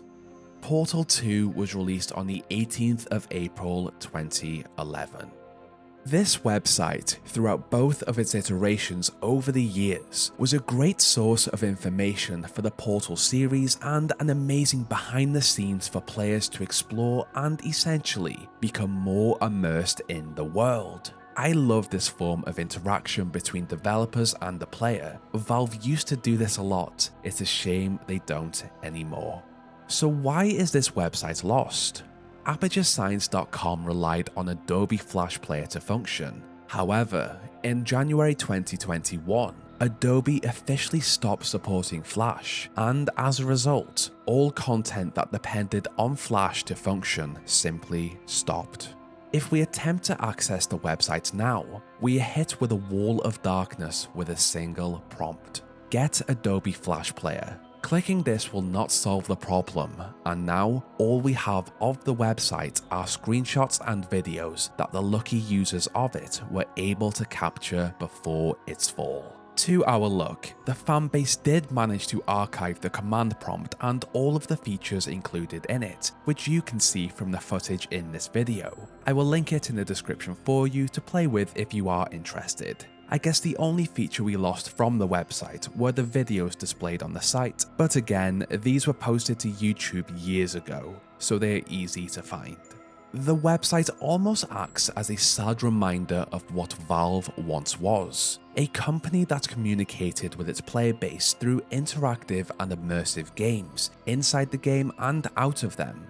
Maybe one day we will get a new Portal or Half-Life game and Valve will return to this amazing form of storytelling, through an ARG or through a simple website that allows players a deeper insight into a game they love. Here we explore in the lore behind the tragic town of Ravenholm. Believed to have been located within Eastern Europe, the town of Ravenholm was constructed, established on top of a source of natural minerals in the ground. This town became known across the region as a mining town, where the residents within could predominantly make their living working in the mines to acquire the natural formations within. As the population increased, so did the growth of the town, where more buildings were constructed along the coast to house the new residents. With a church on the outskirts, the religious folk here had a place to feel closer to their god. The many streets housed many stores so that the population had a place to spend their money, and communal spaces allowed the residents to feel closer as a community by spending time with their neighbors. As time went on, this simple mining town made its way in the world. Not a lot is known about the day-to-day functioning of Ravenholm before the invasion, but what is known is that this simple town would gather a reputation in the future. Unfortunately, not a positive one. On an unknown date during the early 2000s, planet Earth suffered a great catastrophe, the Resonance Cascade. Over in the New Mexico desert, the scientists of the top-secret Black Mesa research facility had managed to accidentally rip a hole in space during an experiment. With this tear, planet Earth became linked to another dimension, the border world of Xen. Over the following hours, this disaster triggered portal storms to ravage the planet, bringing through hostile alien life forms from Xen. As humanity began to understand their situation, they fought back these invaders, but the creatures kept coming. As the population of Earth collectively fought off these Xenian creatures, their defensive resources slowly depleted. Although the personnel of Black Mesa later managed to reverse the Resonance Cascade, and therefore breaking the connection between Earth and Xen, the damage had already been done. Jumping from universe to universe, the vast Combine Empire searched each one for sentient life so that they could firstly take all of the natural resources from the planets, and secondly, harvest the genetics and manipulate the physiology of these poor life forms into new soldiers for their armies. Although humanity had survived the Xenian attempt to occupy the planet, the Resonance Cascade had alerted the Combine of humanity's existence, and with this, another war began. As the Combine attacked the planet, Earth attempted to fight off these invaders, but already tired from fending off the Xenian forces in combination with the Combine's immense army and advanced technology, humanity surrendered merely 7 hours later to the Combine Empire. As the Combine traversed the planet, they rounded up humanity like cattle into Combine-controlled settlements. Even though humanity had attempted to take out the Xenian creatures during the Xenian invasion, many of the creatures still remained and had now made this place their home. Despite the Combine having issues with their roaming headcrabs, antlions, barnacles, and various other Xenian creatures, these hostile lifeforms did come in useful. For the humans that still openly disobeyed the orders of the Combine, and in turn, attempted to live in the wasteland, the Xenian creatures made survival difficult for humanity, and so, the Combine-controlled settlements appeared to be the only safe haven from the creatures. Within Ravenholm, the survivors of both the Xenian and Combine invasion also evacuated to their local Combine settlement, City 17, where they would gain sanctuary from the dangerous creatures of the wasteland in return for their servitude to the Combine. With the Combine now in full control of the planet and its population, the mining town of Ravenholm lay empty. As the years passed, humanity began to form a resistance against their oppressors. On the outskirts of City 17, a resistance base, Black Mesa East, was constructed within the canals. From this base, Dr. Eli Vance led the resistance with the help of other bases scattered across the wasteland. Within City 17, Dr. Isaac Kleiner also constructed a base just under the noses of the Combine. Between these two bases, they created the Underground Railroad, a secret group of smaller resistance bases scattered around the wasteland that allowed the refugees escaping City 17 to find a safe haven from their oppressors. As more refugees came to Black Mesa East through the Underground Railroad, the base slowly became overoccupied, and so, the resistance needed to expand to house their new members. To their luck, the resistance discovered a location just close enough that they could occupy just under the noses of the Combine. The local abandoned mining town of Ravenholm had everything the resistance needed: a place for the resistance population to grow and thrive, a place to acquire natural resources for their strategic missions against the Combine from the mines. And with its location being close to City 17, as well as being on the coastline, the resistance could navigate the wasteland covertly. With an underground tunnel connecting the mining town to Black Mesa East, the population could move between the locations with ease. Over time, Ravenholm became a major stronghold for the resistance. Those that wanted to reside in peace and fight for the cause now had a comfortable, safe place to live. With a stunning church on the outskirts of the town, the resistance were lucky to bring Father Grigori into their ranks. He could lead his flock through these tough times and offer comfort when they fell to the Combine strikes out in the wasteland. The resistance occupation of Ravenholm offered them safety and a place to grow, live and plan out their future strikes against the Combine, but only if they could evade the watchful eye of their oppressors. As time went on, the population of Ravenholm thrived, that was, until the Combine became aware of their presence. Since their occupation of planet Earth, the Combine had been exploring the biology and technology that planet Earth had to offer, and after the failed Xenian invasion, planet Earth was now home to the headcrab species. Although humanity feared and loathed these creatures, the Combine saw the biological benefits that they possessed. Collecting the roaming headcrabs of planet Earth, the Combine came up with the idea to place them in large shells.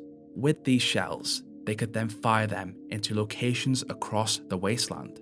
Although the standard headcrab would be worrying in one sense, the Combine also placed the fast and poison variants of the species into the shells, allowing ultimate destruction to the population they would hit. On a standard day in a Combine-controlled planet Earth, the Combine struck. From the sky, the town became victim to the many headcrab shells that had been launched here. As the headcrabs each left their temporary home, they wandered the town, attacking anything within reach. For the many who had chosen to live here, in peace away from the warfare of the Combine, they panicked and fell prey to the headcrab infestation. One by one, the headcrabs latched on to their new hosts, creating more danger for those around them. as they became zombies. With this collapse of their society, those with the ability to defend themselves watched in horror as their friends and family fell around them. The priest watched as his congregation fell, and the resistant stronghold of Ravenholm slowly changed from a place of peace and hope into a dark place of horror. After becoming aware of this brutal strike on Ravenholm, the resistance members of Black Mesa East decided to close down the tunnel connecting the base to the town. For additional protection, they even set up barricades and a sentry gun to keep the base clear from the increasing zombie population growing in Ravenholm. As the Combine had only been aware of Ravenholm and not Black Mesa East, the future of the Resistance's cause came with making tough decisions, and so leaving the poor people of Ravenholm to their fate without a way to escape meant that the rest of the Resistance within Black Mesa East could continue to fight in secret. As time passed, the abandoned residents of this old mining town fell one by one to the headcrab and zombie infestation. The mines below became a hotspot for headcrab activity, while the town became flooded by zombies, headcrabs, and the many bodies that had perished during the attack. Having taken out this once strong resistance town without having even stepped foot inside of its walls, the Combine then moved on, believing their mission to have been successful. As many of the population died, some attempted to escape the town, but there was one that chose to stay. Having been abandoned by the Resistance and having watched his congregation die to the brutal headcrab species, Father Gregory decided to stay within Ravenholm with a mission to save the souls of those he had once known. Although the headcrab, upon latching onto their prey, did turn their hosts into killing machines, the victims were still believed to be conscious, just not in control of their motor functions. In a state of agonizing pain, the victims would scream out for help, but due to the headcrab's control of their cognitive functions, these pleas would come out backwards and appear to those around them as a moan.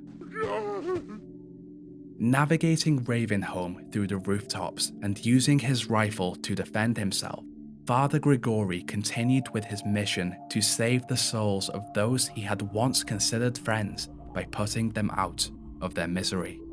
It is also thought at this point he even attempted to free his friends from the grasp of the headcrab, but each of these attempts ended in the death of the headcrab and the host. With a lack of ammunition in the abandoned town, Gregory had to get creative with how to take on the mass amount of zombies throughout the streets, and so he made use of the town's natural resources to create defenses and traps. Recycling the furniture that had once been used to make this town a home, Gregory stacked them up against one another to create makeshift barricades to slow down the zombies wandering the town. With them now having limited access to certain areas of Ravenholm, the Mad Priest then strategically placed propane barrels within the many streets and buildings. Although these barrels alone were harmless, a bullet from Gregory's rifle, Annabelle, could set them alight, resulting in a giant explosion, taking out everything around them. Alongside these barrels, Gregory used his creativity to set up traps. Salvaging parts from the now unusable vehicles, he constructed a trap that would drop a car with force to the ground upon activation of a lever. With this force, anything below it would be crushed, and after its drop, the car would simply rise back up, ready to fall again onto another horde of zombies. With the various sections of Ravenholm separated by metal fences and scaffolding, Gregory made use of this. Manipulating the power structure of Ravenholm, the priest turned these metal regions into open conductors for the electrical current, which, when touched by the zombies, would fry them, ultimately killing them. For his third trap, Gregory hooked up large propane tanks to hoses. With these hoses, he created holes that allowed the gas to escape. After this, he placed a live electric feed within the area with a button to activate a spark, and so, when the spark hit the gas, the region would fill with flames. Although the zombies could continue to hunt down their prey when on fire, this trap also had the additional benefit of slowing them down as the flames further decomposed their bodies. For Grigori's final trap, he took out the engines from the vehicles he had previously used for his crush traps. Using these engines as power sources, he attached blades to them, which would then spin at an incredible speed, slicing through anything they interacted with. As time passed, Grigori lived in solitude, simply attempting to help the souls of those he had once considered friends move on from the hellish existence under the control of the head crab. For each killing of a zombie, another one of his congregation was free. Ravenholm had once been a place full of hope, and it had fallen so far to a place of death and misery, where no one would choose to visit willingly unless they were extremely desperate. Now approximately 20 years after the initial Combine invasion, the world had moved on, and most of humanity had either accepted their fate under the servitude of the Combine or had joined the Resistance in an attempt to remove them from the planet. On a standard day, the tunnel from Black Mesa East to Ravenholm opened once more, only for a few seconds, where one of the living would attempt to pass through Ravenholm on their path to do their part for the Resistance. With the many dead bodies of refugees scattered throughout the streets that had fallen to the initial Ravenholm headcrab bombardment, hanged corpses and vicious traps that had killed many of these creatures, Dr. Gordon Freeman discovered a dangerous and broken town that had once been a stronghold for the Resistance. All he needed to do was get through this place alive. To his luck, a now mad Father Grigori discovers Gordon and sees him as another life to save. Having been alone for all of this time in this desolate town, Grigori's mental state had taken quite the hit, and it seemed that another living person's appearance had at least brought him back. With the limited ammunition around the town, Gordon relies on Grigori's traps to avoid the constant zombie and headcrab bombardment. With the mines of Ravenholm being the perfect place to escape the town and move on with his journey, Grigori takes it upon himself to guide the scientists there to safety, and for a short time, Gordon and the priest fight together, freeing the tortured Resistance members from the control of the headcrabs. Finally making it to the graveyard, the duo fight off a horde of zombies that had made their home here. This place had once been a sanctuary to mourn the lost Resistance members, and now it had become yet another place tainted by the Xenian and Combine forces. Successfully making it through the graveyard, Grigori bids farewell to Gordon as he travels into the dangerous, headcrab-infested mines below. As Gordon leaves, Grigori continues his grand fight to save the souls of his congregation. The tragic mining town of Ravenholm had once been a place of hope for the refugees and Resistance members of humanity, but the Combine did what they do best. They conquered and destroyed so that they could grow stronger and dominate those below them. It is unknown what became of Ravenholm, its tormented streets, and its lone survivor. After the fall of the Citadel and the destruction of City 17, it is likely that Ravenholm also fell in this explosion, where the tortured souls can now finally be free from the control of the headcrabs. But if it did not fall, then Father Grigori still has some work to do.